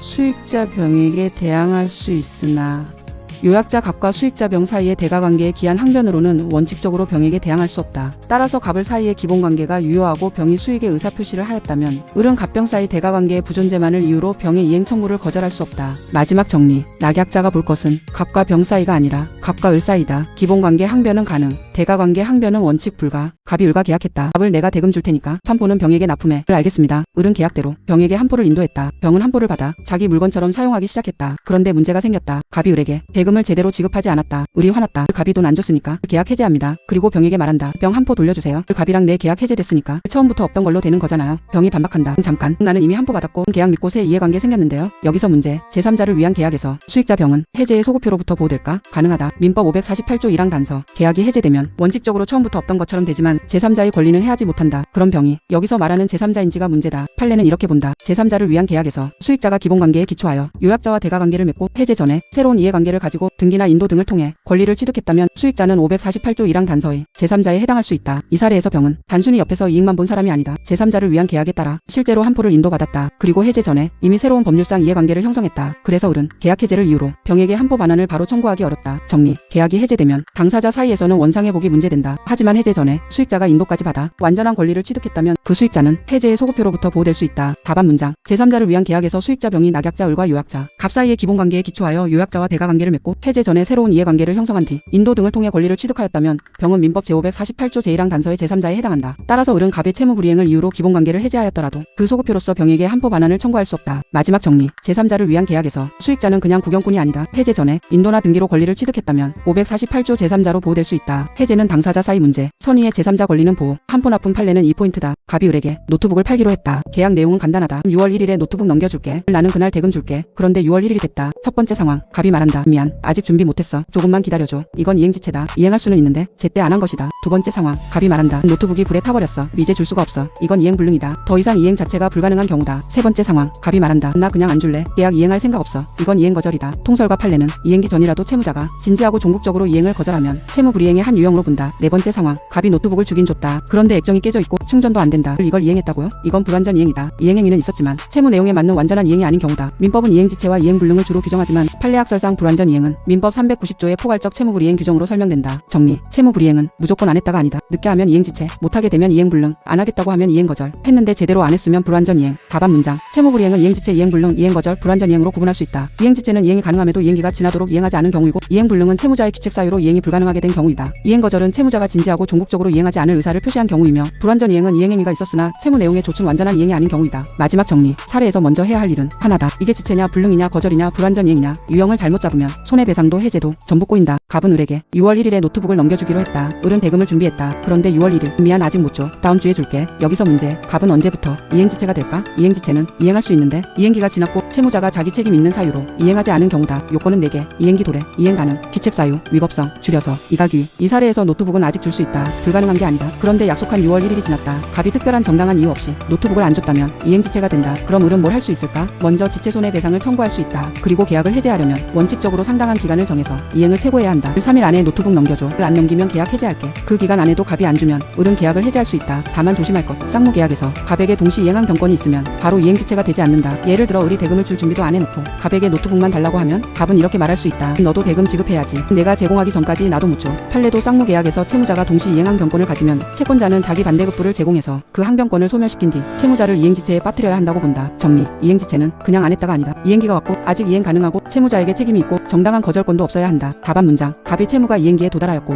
이행이 가능함에도 갑의 규책 사유로 이행하지 않은 경우 이행지체가 성립한다. 다만 쌍무계약에서 갑이 동시 이행 항변권을 가지는 경우에는 을이 자기 반대급부를 이행 제공하여 그 항변권을 소멸시켜야 갑을 이행지체에 빠뜨릴 수 있다. 마지막 정리. 이행지체는 이행기 도래, 이행 가능, 규책 사유 위법성, 그리고 동시 이행 항변권 있으면 상대방 제공 전까지는 지체가 안 된다. 갑은 을에게 노트북을 팔기로 했다. 약속한 날짜는 6월 1일. 그런데 6월 1일이 지나도 갑은 노트북을 주지 않았다. 을이 말한다. 너 늦었네. 계약 바로 해제할게. 여기서 문제. 이행지체가 있으면 바로 계약 해제할 수 있을까? 원칙적으로는 바로 해제할 수 없다. 민법 544조. 채무자가 이행지체에 빠졌더라도 채권자는 상당한 기간을 정해서 먼저 이행을 최고해야 한다. 3일 안에 노트북 넘겨줘. 을 안 넘기면 계약 해제할게. 이렇게 기회를 줘야 한다. 그 기간 안에도 갑이 이행하지 않으면 그때 계약 해제가 가능하다. 즉 순서는 이거다. 이행지체, 상당한 기간 최고, 그 기간 내 불이행, 해제 의사표시, 자료상 판례 법리도 이행지체 해제를 주장하는 사람은 이행지체 사실 상당 기간 최고, 그 기간 내 불이행 해제 의사표시를 주장 증명해야 한다고 정리한다. 그런데 예외가 있다. 갑이 미리 말했다. 나 노트북 안 줄 거야. 계약 이행할 생각 없어. 이렇게 채무자가 미리 이행하지 않을 의사를 표시한 경우에는 최고가 필요 없다. 왜냐하면 최고에도 의미가 없기 때문이다. 민법 544조 단서도 채무자가 미리 이행하지 아니할 의사를 표시한 경우에는 최고를 요하지 않는다고 한다. 정리. 단순 이행지체면 바로 해제는 안 된다. 먼저 상당한 기간을 정해 이행을 최고해야 한다. 하지만 채무자가 진지하게 안 하겠다고 버티면 최고 없이 해제 가능하다. 답안 문장. 갑이 이행계 이행하지 않아 이행지체에 빠진 경우에도 우리 계약을 해제하려면 원칙적으로 민법 제544조에 따라 상당한 기간을 정하여 이행을 최고하고 그 기간 내에 갑이 이행하지 않아야 한다. 다만 갑이 미리 이행하지 아니할 의사를 표시한 경우에는 최고가 무의미하므로 최고 없이 계약을 해제할 수 있다. 마지막 정리. 이행지체 해제는 바로 해제가 아니다. 원칙 최고 필요, 예외 이행 거절이면 최고 불필요. 시험장에서는 최고했나? 최고가 필요 없는 사정인가? 이걸 먼저 봐야 한다. 갑은 을에게 세상에 하나뿐인 그림을 팔기로 했다. 을은 대금을 준비했다. 그런데 인도일 전날 갑의 실수로 그림이 불에 타버렸다. 미안, 이제 그림을 줄 수가 없어. 을이 말한다. 그럼 계약 해제할게. 을 손해도 배상해. 여기서 문제. 더 이상 이행이 불가능하면 바로 계약 해제할 수 있을까? 가능하다. 이게 이행불능이다. 이행불능은 채무자의 책임 있는 사유로 채무 이행이 불가능해진 경우다. 민법 546조는 채무자의 책임 있는 사유로 이행이 불능하게 된 때는 채권자가 계약을 해제할 수 있다고 한다. 이행지체와 다른 점은 최고가 필요 없다는 것이다. 이행지체는 아직 이행할 수 있으니까 상당한 기간 안에 이행하라고 한 번 기회를 준다. 그런데 이행불능은 다르다. 그림이 이미 타버렸는데 을이 갑에게 이렇게 말할 필요가 없다. 을 3일 안에 그림 주세요. 불가능한 걸 최고해도 의미가 없기 때문이다. 그래서 이행불능에서는 바로 해제가 가능하다. 다만 중요한 조건. 채무자 갑에게 규책 사유가 있어야 한다. 갑의 실수로 그림이 탄 경우라면 갑에게 규책 사유가 있다. 그러면 을은 계약을 해제하고 전보배상도 청구할 수 있다. 반대로 갑이 책임 없는 사유로 그림이 멸실됐다면 그때는 갑의 채무불이행 책임이 문제되지 않을 수 있다. 정리. 이행불능은 더 이상 이행 자체가 불가능한 경우다. 채무자에게 책임이 있으면 채권자는 최고 없이 계약을 해제할 수 있다. 답안 문장. 갑의 규책 사유로 특정물인 그림이 멸실되어 그 인도가 불가능하게 되었다면 이는 이행불능에 해당한다. 민법 제546조에 따라 채무자의 책임 있는 사유로 이행이 불능하게 된 때에는 채권자, 을은 최고 없이 계약을 해제할 수 있고 갑에게 전보배상을 청구할 수 있다. 마지막 정리. 이행지체는 아직 할 수 있으니까 최고 필요, 이행불능은 이제 할 수 없으니까 최고 불필요. 시험장에서는 이행 가능하면 지체, 이행 불가능하면 불능, 채무자 규책 있으면 됐으면 해제와 전보배상. 갑은 을에게 토지를 팔기로 했다. 매매 대금은 10억. 그런데 계약 후 그 땅 주변에 개발 호재가 생겼다. 토지 가격이 확 올랐다. 갑이 을에게 말한다. 나 생각 바뀌었어. 10억에는 못 팔아. 15억 안 주면 계약 이행 안 할 거야. 을이 말한다. 아직 이행기 전인데 그래도 계약 해제할 수 있나? 여기서 문제. 이행기 전이라도 채무자가 안 하겠다고 하면 채무 불이행이 될까? 가능하다. 이게 이행 거절이다. 통설과 판례는 이행기 전의 이행 거절도 신의칙상 채무 불이행의 한 유형으로 인정한다. 다만 아무 말이나 이행 거절이 되는 건 아니다. 핵심은 진지하고 종국적인 거절이사다. 갑이 단순히 화나서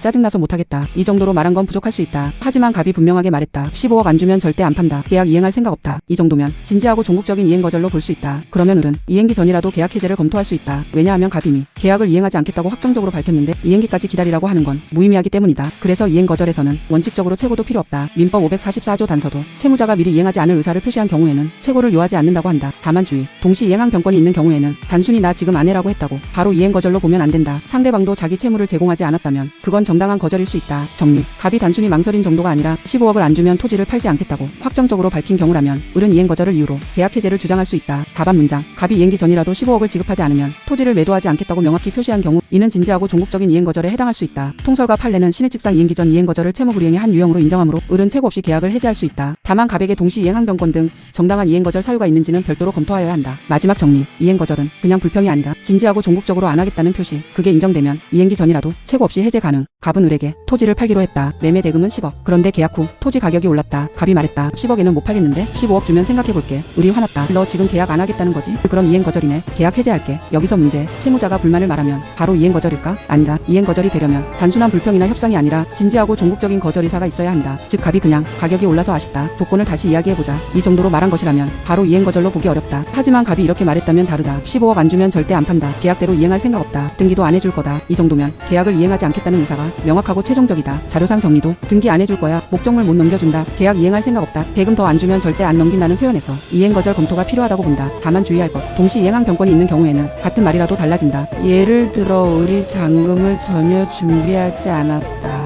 그런데 갑이 말했다. 입장금 안 주면 등기 못해줘. 이건 이행 거절이 아니다. 상대방이 자기 채무를 제공하지 않았기 때문에 동시 이행항 병권을 행사하는 것일 수 있다. 정리. 이행 거절은 기분 나쁘다가 아니라 계약을 안 하겠다여야 한다. 그리고 그 의사는 진지하고 종국적이어야 한다. 답안 문장. 이행 거절이 성립하기 위해서는 채무자가 단순한 불만이나 협상, 의사를 표시한 정도로는 부족하고 채무의 이행을 하지 않겠다는 진지하고 종국적인 거절 의사를 표시하여야 한다. 갑이 대금 인상이 없으면 토지를 매도하지 않겠다고 명확히 표시하였다면 이행 거절에 해당할 수 있으나 갑에게 동시 이행항 병권 등 정당한 거절 사유가 있는 경우에는 이행 거절로 볼 수 없다. 마지막 정리. 이행 거절 판단 포인트는 하나. 진지하고 종국적인가? 그리고 바로 다음에 동시 이행항 병권 있는지 반드시 확인해야 한다. 갑은 을에게 아파트를 팔았다. 갑의 의무는 소유권이 전등기, 을의 의무는 잔금 지급. 그런데 잔금이래. 을이 돈을 준비하지 않았다. 갑이 말했다. 잔금 안 주면 등기 못해줘. 을이 바로 반박한다. 방금 등기 안 해준다고 했죠. 을 이행 거절이네요. 계약 해제합니다. 여기서 문제. 갑의 말은 진짜 이행 거절일까? 아니다. 이건 이행 거절이 아니라 동시 이행항 병권 행사일 수 있다. 이행 거절은 채무자가 정당한 이유 없이 계약을 이행하지 않겠다고 진지하고 종국적으로 거절하는 것이다. 그런데 동시 이행 관계에서는 다르다. 갑의 등기 의무와 을의 잔금 지급 의무는 서로 맞교환 관계다.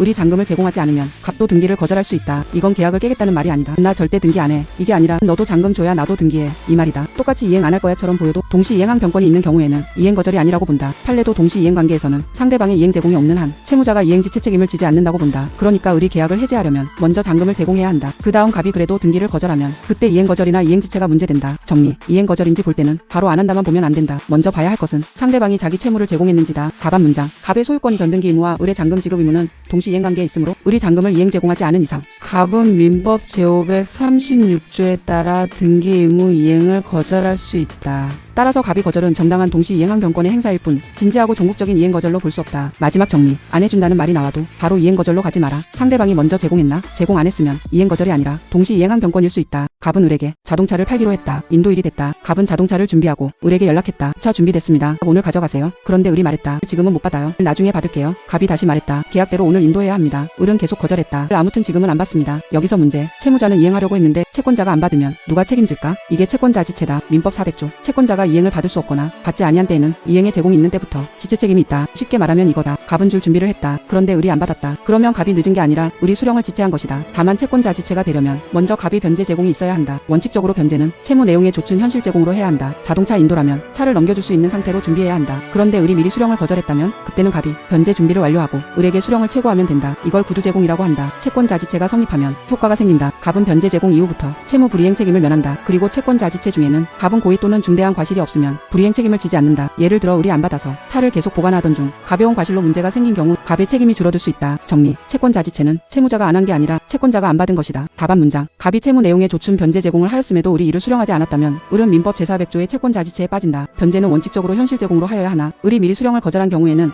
갑이 변제 준비를 완료하고 수령을 체고함으로써 족하다. 채권자지체가 성립하면 갑은 변제 제공 이후 채무 불이행 책임을 면하고 채권자지체 중에는 고의 또는 중대한 과실이 없는 한 책임이 제한된다. 마지막 정리. 채권자지체는 안 준 사람 문제가 아니다. 줄 준비했는데 상대방이 안 받은 경우 핵심은 변제 제공이 있었는지다. 갑은 을에게 중고차를 팔기로 했다. 인도일이 됐다. 갑은 차를 준비하고 을에게 연락했다. 차 준비됐습니다. 오늘 가져가세요. 그런데 을이 말했다. 을 안 받을래요. 계약하기 싫어졌어요. 갑이 고민한다. 그럼 내가 차를 직접 끌고 갑을 집 앞까지 가야 하나? 여기서 나오는 게 변제 제공이다. 민법 460조. 변제는 원칙적으로 채무 내용의 조춘 현실 제공으로 해야 한다. 즉 실제로 줄 수 있는 상태까지 갖춰야 한다. 자동차 인도라면 차를 넘겨줄 수 있게 준비하는 것. 돈 지급이라면 상대방이 바로 받을 수 있게 준비하는 것. 그런데 예외가 있다. 채권자 을이 미리 안 받겠다고 거절한 경우 이때는 갑이 굳이 차를 끌고 을 집 앞까지 갈 필요는 없다. 변제 준비를 완료하고 수령하라고 체고하면 된다. 이걸 구두 제공이라고 한다. 즉 차이는 이거다. 현실 제공은 진짜로 이행할 수 있는 상태까지 가는 것. 구두 제공은 상대방이 미리 거절했거나 상대방 협력이 필요한 경우 준비 완료를 알리고 받으라고 체고하는 것. 이 효과도 중요하다. 민법 461조. 변제 제공을 하면 그때부터 채무자는 채무 불이행 책임을 면한다. 즉 갑이 적법하게 변제 제공을 했는데 을이 안 받은 거라면 그 뒤부터는 갑이 늦은 게 아니라 을이 안 받은 문제가 된다. 정리. 채무자가 이행하려면 원칙은 현실 제공. 하지만 채권자가 미리 거절하면 구두 제공으로 충분할 수 있다. 답안 문장. 변제는 원칙적으로 민법 제460조에 따라 채무 내용의 조춘 현실 제공으로 하여야 한다. 그러나 채권자가 미리 수령을 거절하거나 채무 이행에 채권자의 행위를 요하는 경우에는 채무자가 변제 준비를 완료하고 그 수령을 체고하면 족하다. 적법한 변제 제공이 있으면 민법 제461조에 따라 채무자는 그때부터 채무 불이행 책임을 면한다. 마지막 정리. 원칙은 현실 제공. 미리 거절하면 구두 제공. 제공하면 채무 불이행 책임 탈출. 돈 줄 준비만으로는 부족할 수 있다. 핵심은 하나. 상대방이 즉시 받을 수 있는 상태였는가? 갑은 을에게 아파트를 팔았다. 잔금일이 됐다. 을은 말했다. 저 돈 준비했습니다. 계좌에 잔금 있어요. 그런데 갑이 묻는다. 그래서 지금 바로 받을 수 있게 했나요? 아니면 그냥 계좌에만 있는 건가요? 여기서 문제. 금전 채무에서 돈이 계좌에 있다는 것만으로 현실 제공이 될까? 원칙적으로는 부족할 수 있다. 민법 460조. 변제는 원칙적으로 채무 내용의 조춘 현실 제공으로 해야 한다. 특히 판례는 금전 채무의 현실 제공에 대해 이렇게 본다. 특별한 사정이 없는 한 채권자가 급부를 즉시 수령할 수 있는 상태에 있어야 현실 제공이 인정된다. 쉽게 말하면 이거다. 을이 속으로만 나 돈 있어요 하는 건 부족하다. 갑이 실제로 바로 받을 수 있게 돈을 지급할 준비가 되어 있어야 한다. 예를 들어 현금을 준비하거나 즉시 송금 가능한 상태에서 갑에게 수령을 요구하는 경우다. 다만 상황에 따라 달라질 수 있다. 갑이 등기 서류도 준비하지 않고 잔금 수령에도 비협조적이라면 그때는 을이 잔금 상당액을 계좌에 보유하고 지급 준비를 마친 뒤 갑에게 통지하고 수령을 체고하면 이행 제공으로 인정될 수 있다. 정리. 금전 채무는 돈이 있다만으로 끝이 아니다. 채권자가 즉시 받을 수 있는 상태인지 봐야 한다. 답안 문장. 금전 채무의 현실 제공은 특별한 사정이 없는 한 채권자가 급부를 즉시 수령할 수 있는 상태에 있어야 인정된다. 따라서 단순히 채무자가 계좌에 잔금 상당액을 보유하고 있다는 사정만으로는 부족할 수 있으나 상대방이 수령에 비협조적인 경우에는 잔금 준비, 통지 및 수령 체고 등 구체적 사정에 따라 이행 제공이 인정될 수 있다. 불완전 이행은 물건을 받았다고 끝나는 게 아니다. 이행은 있음. 근데 완전하지 않음. 추한 손해배상 해제를 순서대로 검토. 갑은 을에게 노트북을 팔았다. 약속한 날 갑은 노트북을 넘겨줬다. 로 드디어 왔네. 그런데 켜보니 액정이 깨져 있고 배터리도 충전이 안 된다. 을이 말한다. 이걸 이행했다고요? 을 받긴 받았는데 제대로 된 게 아니잖아. 여기서 문제. 채무자가 뭔가 하긴 했는데 그 이행이 불완전하면 무슨 책임이 문제될까? 이게 불완전 이행이다. 불완전 이행은 채무자가 이행 행위를 하였지만 그 이행이 채무 내용에 맞는 완전한 이행이 아닌 경우다. 민법에는 이행지체와 이행불능이 주로 나오지만 민법 390조가 채무불이행을 포괄적으로 규정하므로 불완전 이행도 채무불이행의 한 유형으로 인정된다. 요건은 4개다. 이행행위가 있을 것, 그 이행이 불완전할 것, 채무자에게 기책사유가 있을 것, 위법할 것. 줄여서 이불규. 이 사례에서 갑은 노트북을 주긴 줬다. 그래서 이행불능은 아니다. 하지만 깨진 노트북을 줬으니 채무 내용에 맞는 완전한 이행도 아니다. 따라서 불완전 이행이 문제된다. 그럼 을은 뭘 청구할 수 있을까? 먼저 초안이 가능하면 수리나 교환 같은 완전 이행을 요구할 수 있다. 그리고 손해가 있으면 손해배상도 청구할 수 있다. 다만 계약 해제는 조심해야 한다. 불완전 이행이 있다고 항상 바로 해제되는 건 아니다. 초안이 가능하면 원칙적으로 먼저 초안을 체고해야 하고 하자가 중대해서 계약 목적을 달성할 수 없을 정도라면 해제가 문제된다. 정리. 불완전 이행은 안 한 것이 아니라 했는데 제대로 안 한 것이다. 답안 문장. 갑이 노트북을 인도하였으나 그 노트북에 하자가 있어 채무 내용의 조춘 완전한 이행이 되지 않았다면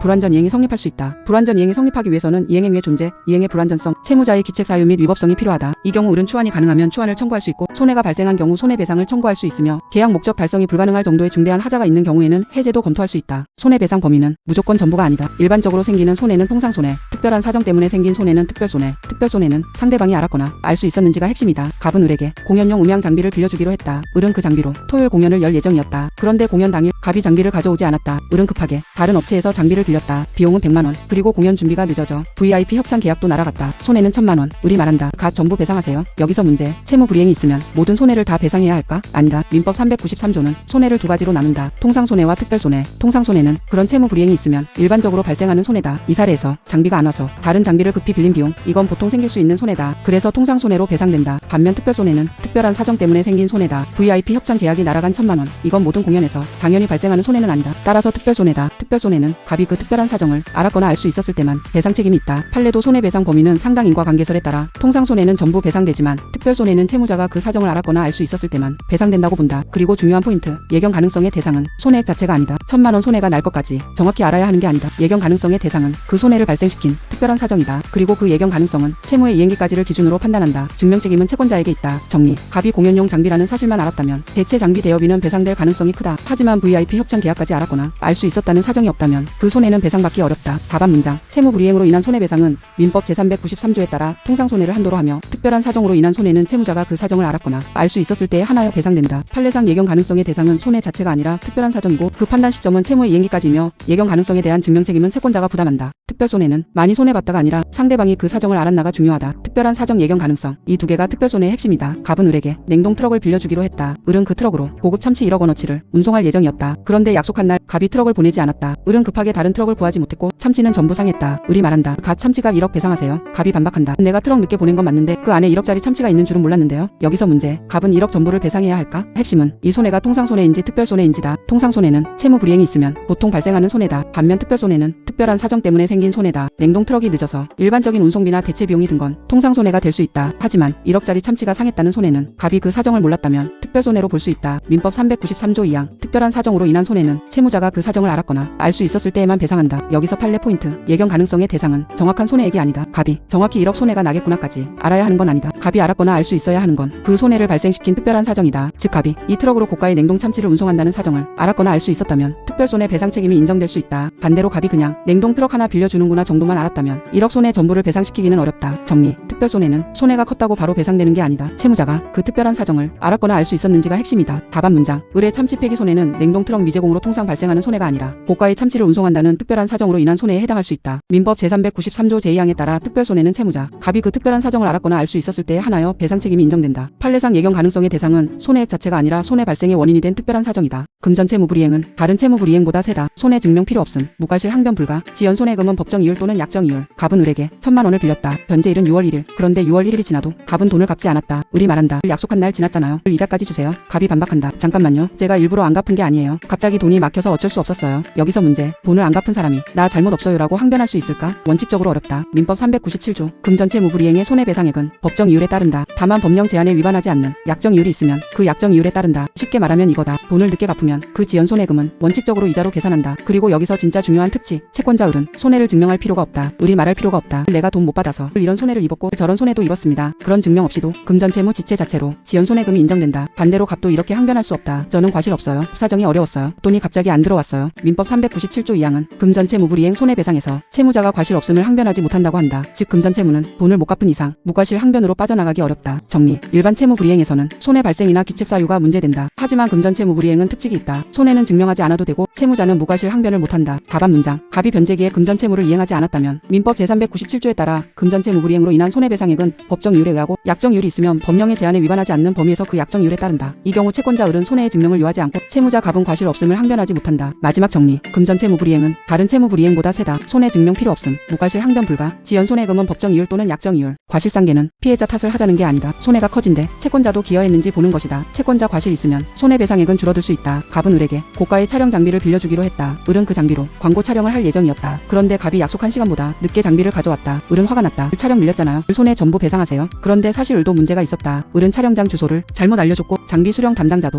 제 시간에 현장에 없었다. 갑이 말한다. 제가 늦은 건 맞는데 을도 손해 커지는데 잘못했잖아요. 여기서 나오는 게 과실상계다. 민법 396조. 채무 불이행에 관하여 채권자에게도 과실이 있으면 법원은 손해배상 책임과 그 금액을 정할 때 이를 참작해야 한다. 쉽게 말하면 이거다. 갑이 잘못해서 손해가 생겼어도 을도 손해 발생이나 확대의 잘못이 있으면 손해배상액이 줄어들 수 있다. 여기서 판례 포인트. 과실상계에서 말하는 채권자 피해자의 과실은 가해자의 과실처럼 강한 의무 위반만 말하는 게 아니다. 판례는 사회통념상 신의성실의 원칙상 공동생활상 요구되는 약한 부주의까지 포함된다고 본다. 즉 을이 주소를 제대로 확인하지 않았거나 수령 담당자를 준비하지 않아 손해가 커졌다면 그 정도 부주의도 과실상계 사유가 될 수 있다. 그리고 과실상계 능력도 책임 능력까지 필요한 건 아니다. 판례는 사리를 변칙할 수 있는 능력이 있으면 충분하다고 본다. 정리. 손해배상은 채무자가 잘못했으니 전부 배상으로 끝나지 않는다. 채권자 쪽에도 손해 발생이나 확대의 부주의가 있었는지 봐야 한다. 답안 문장. 갑이 채무 불이행으로 을에게 손해가 발생하였더라도 을에게 손해의 발생 또는 확대에 기여한 과실이 있는 경우 민법 제396조에 따라 법원은 손해배상 책임 및 그 금액을 정함에 이를 참작하여야 한다. 판례상 과실상계에서의 과실은 사회통념상, 신의성실의 원칙상, 공동생활상 요구되는 약한 부주의까지 포함하며 과실상계 능력은 사리를 변식할 수 있는 능력으로 족하다. 마지막 정리. 과실상계는 피해자 탓을 하자는 게 아니다. 손해가 커진데 채권자도 기여했는지 보는 것이다. 채권자 과실 있으면 손해배상액은 줄어들 수 있다. 손해배상액 예정은 실제 손해 증명을 줄여주는 장치다. 하지만 너무 과하면 법원이 깎을 수 있다. 과실상계는 안됨. 감액 사유로 참작은 가능. 갑은 을에게 상가를 임대하기로 했다. 계약서에는 이런 조항이 있었다. 을이 계약을 위반하면 갑에게 위약금 1억 원을 지급한다. 그런데 을이 잔금을 며칠 늦게 지급했다. 갑이 말한다. 계약 위반했죠? 위약금 1억 주세요. 을이 반박한다. 며칠 늦은 건 맞는데 1억은 너무 과한 거 아닌가요? 여기서 문제. 계약서에 손해배상액을 미리 정해두면 법원은 무조건 그 금액을 인정해야 할까? 아니다. 민법 398조. 당사자는 채무 불이행에 대비해 손해배상액을 미리 정할 수 있다. 이걸 손해배상액의 예정이라고 한다. 이 경우 채권자는 실제 손해액을 일일이 증명하지 않아도 예정액을 청구할 수 있다. 하지만 예정액이 부당히 과다하면 법원이 감액할 수 있다. 판례는 부당히 과다한 경우를 판단할 때 여러 사정을 본다. 채권자와 채무자의 지위, 계약의 목적과 내용, 손해배상액을 예정한 동기, 채무액과 예정액의 비율, 예상 손해액의 크기, 거래 관행 등을 종합한다. 그리고 일반 사회관념상 그 예정액 지급이 경제적 약자인 채무자에게 부당한 압박이 되어 공정성을 잇는 결과라면 감액할 수 있다고 본다. 그럼 을에게 과실이 있으면 과실상계를 할 수 있을까? 여기서 조심. 판례는 손해배상액의 예정에는 채권자 과실을 이유로 과실상계를 할 수는 없다고 본다. 다만 채권자의 과실 같은 사정은 398조 2항의 감액 사유로 참작할 수 있다. 즉 말은 비슷해도 다르다. 과실상계로 깎는 게 아니라 예정액이 부당히 과다한지 판단하면서 감액 사유로 보는 것이다. 정리. 계약서에 위약금 1억이라고 적혀 있어도 항상 1억 전부가 인정되는 건 아니다. 손해배상액의 예정이면 부당히 과다한 경우 법원이 감액할 수 있다. 답안 문장. 갑과 을 사이의 위약금 약정이 손해배상액의 예정에 해당한다면 갑은 실제 손해액을 증명하지 않고 예정액을 청구할 수 있다. 다만 민법 제398조 제2항에 따라 예정액이 부당히 과다한 경우 법원은 이를 감액할 수 있다. 판례는 부당히 과다한지 여부를 당사자의 지위, 계약의 목적과 내용, 예정액의 비율, 예상, 손해액, 거래 관행 등 모든 사정을 종합하여 판단한다. 한편 채권자의 과실을 이유로 과실상계를 할 수는 없으나 그 과실은 예정액 감액 사유로 참작될 수 있다. 마지막 정리. 손해배상액 예정은 실제 손해 증명을 줄여주는 장치다. 하지만 너무 과하면 법원이 깎을 수 있다. 과실상계는 안됨. 감액 사유로 참작은 가능. 해제는 감정이 아니라 구조다. 발생 행사 효과. 이 순서로 쓰면 계약 해제 답안은 안 무너진다. 갑은 을에게 아파트를 팔았다. 을은 잔금일이 지나도 잔금을 지급하지 않았다. 갑이 말한다. 너 계약 위반했지? 계약 해제할게. 여기서 시험장 포인트. 계약 해제는 그냥 해제한다만 쓰면 안 된다. 순서가 있다. 첫째, 해제권이 발생했는지, 둘째, 해제권을 행사했는지, 셋째, 해제의 효과가 무엇인지. 먼저 해제권 발생. 을이 잔금을 안 줬다고 바로 해제되는 건 아니다. 이행지체를 이유로 해제하려면 갑이 자기 채무를 이행 제공하고 을에게 상당한 기간을 정해 이행을 최고해야 한다. 그 기간 안에도 을이 안 줘야 해제권이 발생한다. 반대로 이행 불능이면 최고가 필요 없다. 이행 자체가 불가능하니까 기회를 줄 의미가 없기 때문이다. 다음은 해제권 행사. 해제권은 형성권이라서 상대방에게 해제 의사표시가 도달해야 한다. 그런데 꼭 해제합니다라는 말이 있어야만 하는 건 아니다. 판례는 계약의 존속과 양립할 수 없는 반환 청구나 위약금 청구를 내용으로 소를 제기하고 그 소장 부분이 상대방에게 송달되면 해제권이 행사된 것으로 볼 수 있다고 한다. 예를 들어 갑이 을에게 내가 준 계약금과 중도금 돌려줘. 이런 소송을 제기했다면 그건 계약을 유지하겠다는 말이 아니다. 계약을 끝내겠다는 뜻으로 볼 수 있다. 마지막은 해제의 효과. 계약이 해제되면 당사자는 원상의 복위물을 진다. 그리고 해제는 손해배상 청구에 영향을 미치지 않는다. 즉 해제했다고 해서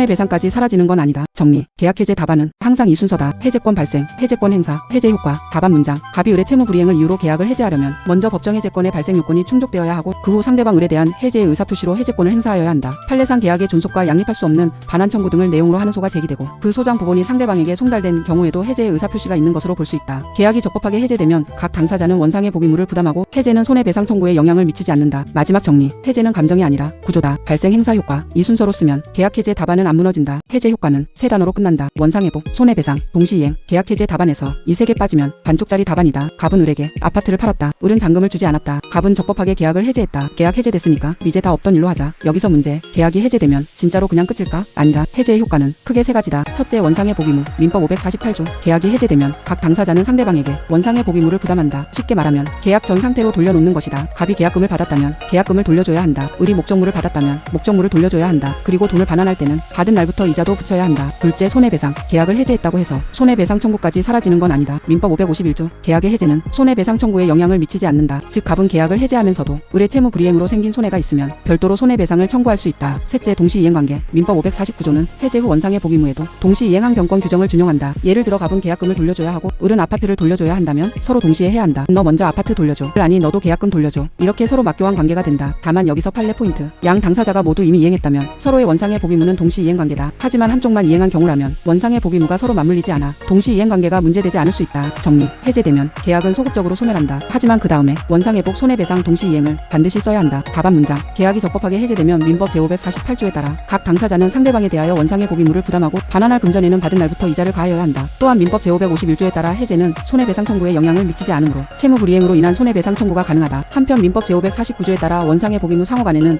동시 이행한 경권 규정이 준용되므로 쌍방이 이행한 경우 각자의 원상의 복 의무는 동시 이행 관계에 있다. 마지막 정리. 해제 효과는 세 단어로 끝난다. 원상의 복, 손해배상, 동시 이행, 계약 해제. 답안에서 이 세 개 빠지면 반쪽짜리 답안이다. 해제됐다고 치소가 끝나는 게 아니다. 해제는 유효한 계약을 나중에 소멸, 치소는 처음부터 무효로 소급. 그래서 시험장에서는 해제 후에도 차고사 기간 밖 취소 가능성을 따로 검토해야 한다. 갑은 을에게 아파트를 팔았다. 그런데 을이 잔금을 지급하지 않았다. 갑은 화가 났다. 너 채무 불이행했지? 계약 해제한다. 계약은 적법하게 해제됐다. 그런데 며칠 뒤 을이 이상한 사실을 알게 됐다. 을 잠깐. 나 이 계약할 때 중요한 부분을 착오했네. 을은 말한다. 그럼 나도 착오를 이유로 계약을 취소할 수 있나요? 갑이 반박한다. 이미 내가 해제했잖아. 끝난 계약을 또 취소한다고? 여기서 문제. 이미 해제된 계약도 다시 취소할 수 있을까? 판례는 가능하다고 본다. 계약 해제와 취소는 서로 목적이 다르다. 해제는 유효하게 성립한 계약을 채무 불이행 등을 이유로 나중에 소멸시키는 것이다. 반면 취소는 차고 사기 강박처럼 계약 성립 과정의 문제를 이유로 처음부터 무효였던 것처럼 만드는 것이다. 그래서 매도인이 매수인의 채무 불이행을 이유로 매매 계약을 적법하게 해제한 뒤에도 매수인은 착오를 이유로 계약 전체를 취소할 수 있다. 왜 이게 중요할까? 실익이 있다. 해제만 되면 채무 불이행을 한 을은 손해배상 책임을 질 수 있다. 민법 551조 때문이다. 계약 해제는 손해배상 청구에 영향을 미치지 않는다. 그런데 을이 착오 취소에 성공하면 계약은 처음부터 무효였던 것으로 된다. 그러면 을은 채무 불이행 책임에서 벗어날 실익이 생긴다. 자료도 이 부분을 내가 채무 불이행했을 때 취소해버리면 손해배상 책임을 지지 않는다는 취지로 정리한다. 정리. 해제됐다고 해서 취소가 무조건 막히는 건 아니다. 해제는 계약이 유효했다는 전제에서 나중에 없애는 것, 취소는 계약 성립 당시 하자를 이유로 처음부터 무효로 돌리는 것, 둘은 경합할 수 있다. 답안 문장. 매도인 갑이 매수인 을의 채무 불이행을 이유로 매매 계약을 적법하게 해제하였더라도 을은 착오 등 취소 사유가 인정되는 경우 매매 계약을 취소할 수 있다. 판례는 해제와 취소의 경합을 인정하며 취소가 인정되면 계약은 처음부터 무효인 것으로 되어 을은 채무 불이행으로 인한 손해배상 책임을 면할 실익이 있다. 마지막 정리. 해제됐다고 취소가 끝나는 게 아니다. 해제는 유효한 계약을 나중에 소멸, 취소는 처음부터 무효로 소급. 그래서 시험장에서는 해제 후에도 차고사 기간 밖 취소 가능성을 따로 검토해야 한다. 해제는 강하다. 하지만 무적은 아니다. 당사자 사이에서는 소급표, 해제 전 권리 취득한 제3자는 보호. 핵심은 해제 전 등기 인도 여부. 갑은 을에게 아파트를 팔았다. 을은 잔금을 일부 지급했고 갑은 을에게 소유권 이전 등기까지 해줬다. 그런데 을이 나머지 잔금을 지급하지 않았다. 갑은 계약을 해제했다. 계약 해제됐으니까 갑 아파트 다시 돌려줘. 그런데 문제가 생겼다. 을이 이미 그 아파트를 병에게 다시 팔고 병 명의로 등기까지 넘겨준 것이다. 갑이 병에게 말한다. 갑을 계약은 해제됐어. 그러니까 너도 등기 돌려줘. 병이 반박한다. 저는 해제 전에 등기까지 마쳤는데요. 여기서 문제. 계약이 해제되면 그 효과로 병의 권리까지 사라질까? 원칙적으로 계약 해제는 소급표가 있다. 처음부터 계약이 없었던 것처럼 돌리는 것이다. 하지만 민법 548조 1항 단서. 해제는 제3자의 권리를 해하지 못한다. 여기서 제3자는 그냥 아무 제3자가 아니다. 해제 전에 그 계약을 기초로 새로운 법률상 이해관계를 맺고 등기나 인도 등을 마쳐 권리를 취득한 사람이어야 한다. 이 사례에서 병은 갑과 을의 매매 계약을 기초로 을에게서 아파트를 샀고 해제 전에 등기까지 마쳤다. 그러면 병은 548조 1항 단서의 제3자로 보호될 수 있다. 즉 갑은 을과의 계약 해제를 이유로 병에게 바로 등기 말소를 청구하기 어렵다. 정리. 해제는 당사자 사이에서는 계약을 처음부터 없던 것처럼 만든다. 하지만 해제 전에 새로운 권리를 취득한 제3자는 보호된다. 답안 문장. 계약이 적법하게 해제되면 원칙적으로 소급표가 발생하나 민법 제548조 제1항 단서에 따라 제3자의 권리를 해하지 못한다. 여기서 제3자는 해제 전 그 계약에 기초하여 새로운 법률상 이해관계를 맺고 등기 인도 등을 통해 권리를 취득한 자를 말한다. 따라서 병이 해제 전에 을로부터 아파트를 매수하고 소유권 이전 등기까지 마쳤다면 갑은 계약 해제의 소급표로서 병에게 대항하기 어렵다. 마지막 정리. 해제는 강하다. 하지만 무적은 아니다. 당사자 사이에서는 소급표, 해제 전 권리 취득한 제3자는 보호. 핵심은 해제 전 등기 인도 여부. 합의 해제는 싸워서 깨는 해제가 아니다. 서로 합의해서 계약을 새로 정리하는 것이다. 원래 계약 소급 소멸, 위약금 조항은 원칙적으로 당연 적용 안 됨. 손해배상은 특약이나 유보가 있어야 가능. 제3자 보호는 548조 단서 유추 적용. 갑은 을에게 아파트를 팔기로 했다. 그런데 계약 진행 중 둘 다 마음이 바뀌었다. 그냥 이 계약 없던 걸로 할까요? 좋습니다. 서로 원상복구하죠. 이렇게 갑과 을은 계약을 합의로 풀었다. 이게 합의 해제다. 그런데 갑이 나중에 말한다. 그래도 계약서에 위약금 조항 있었잖아요. 갑을 위약금 주세요. 을이 반박한다. 우리 서로 합의해서 끝낸 거잖아요. 채무 불이행 해제가 아닌데 위약금까지 줘야 해요? 여기서 문제. 합의 해제를 하면 원래 계약의 손해배상 조항도 당연히 따라올까? 원칙적으로는 아니다. 합의 해제는 채무 불이행 때문에 일방적으로 해제하는 것과 다르다. 당사자들이 새로운 합의로 기존 계약을 없애는 것이다. 그래서 자료상 정리도 합의 해제는 별개의 계약이기 때문에 원래 계약의 위약금이나 손해배상 약정은 특별한 사정이 없는 한 합의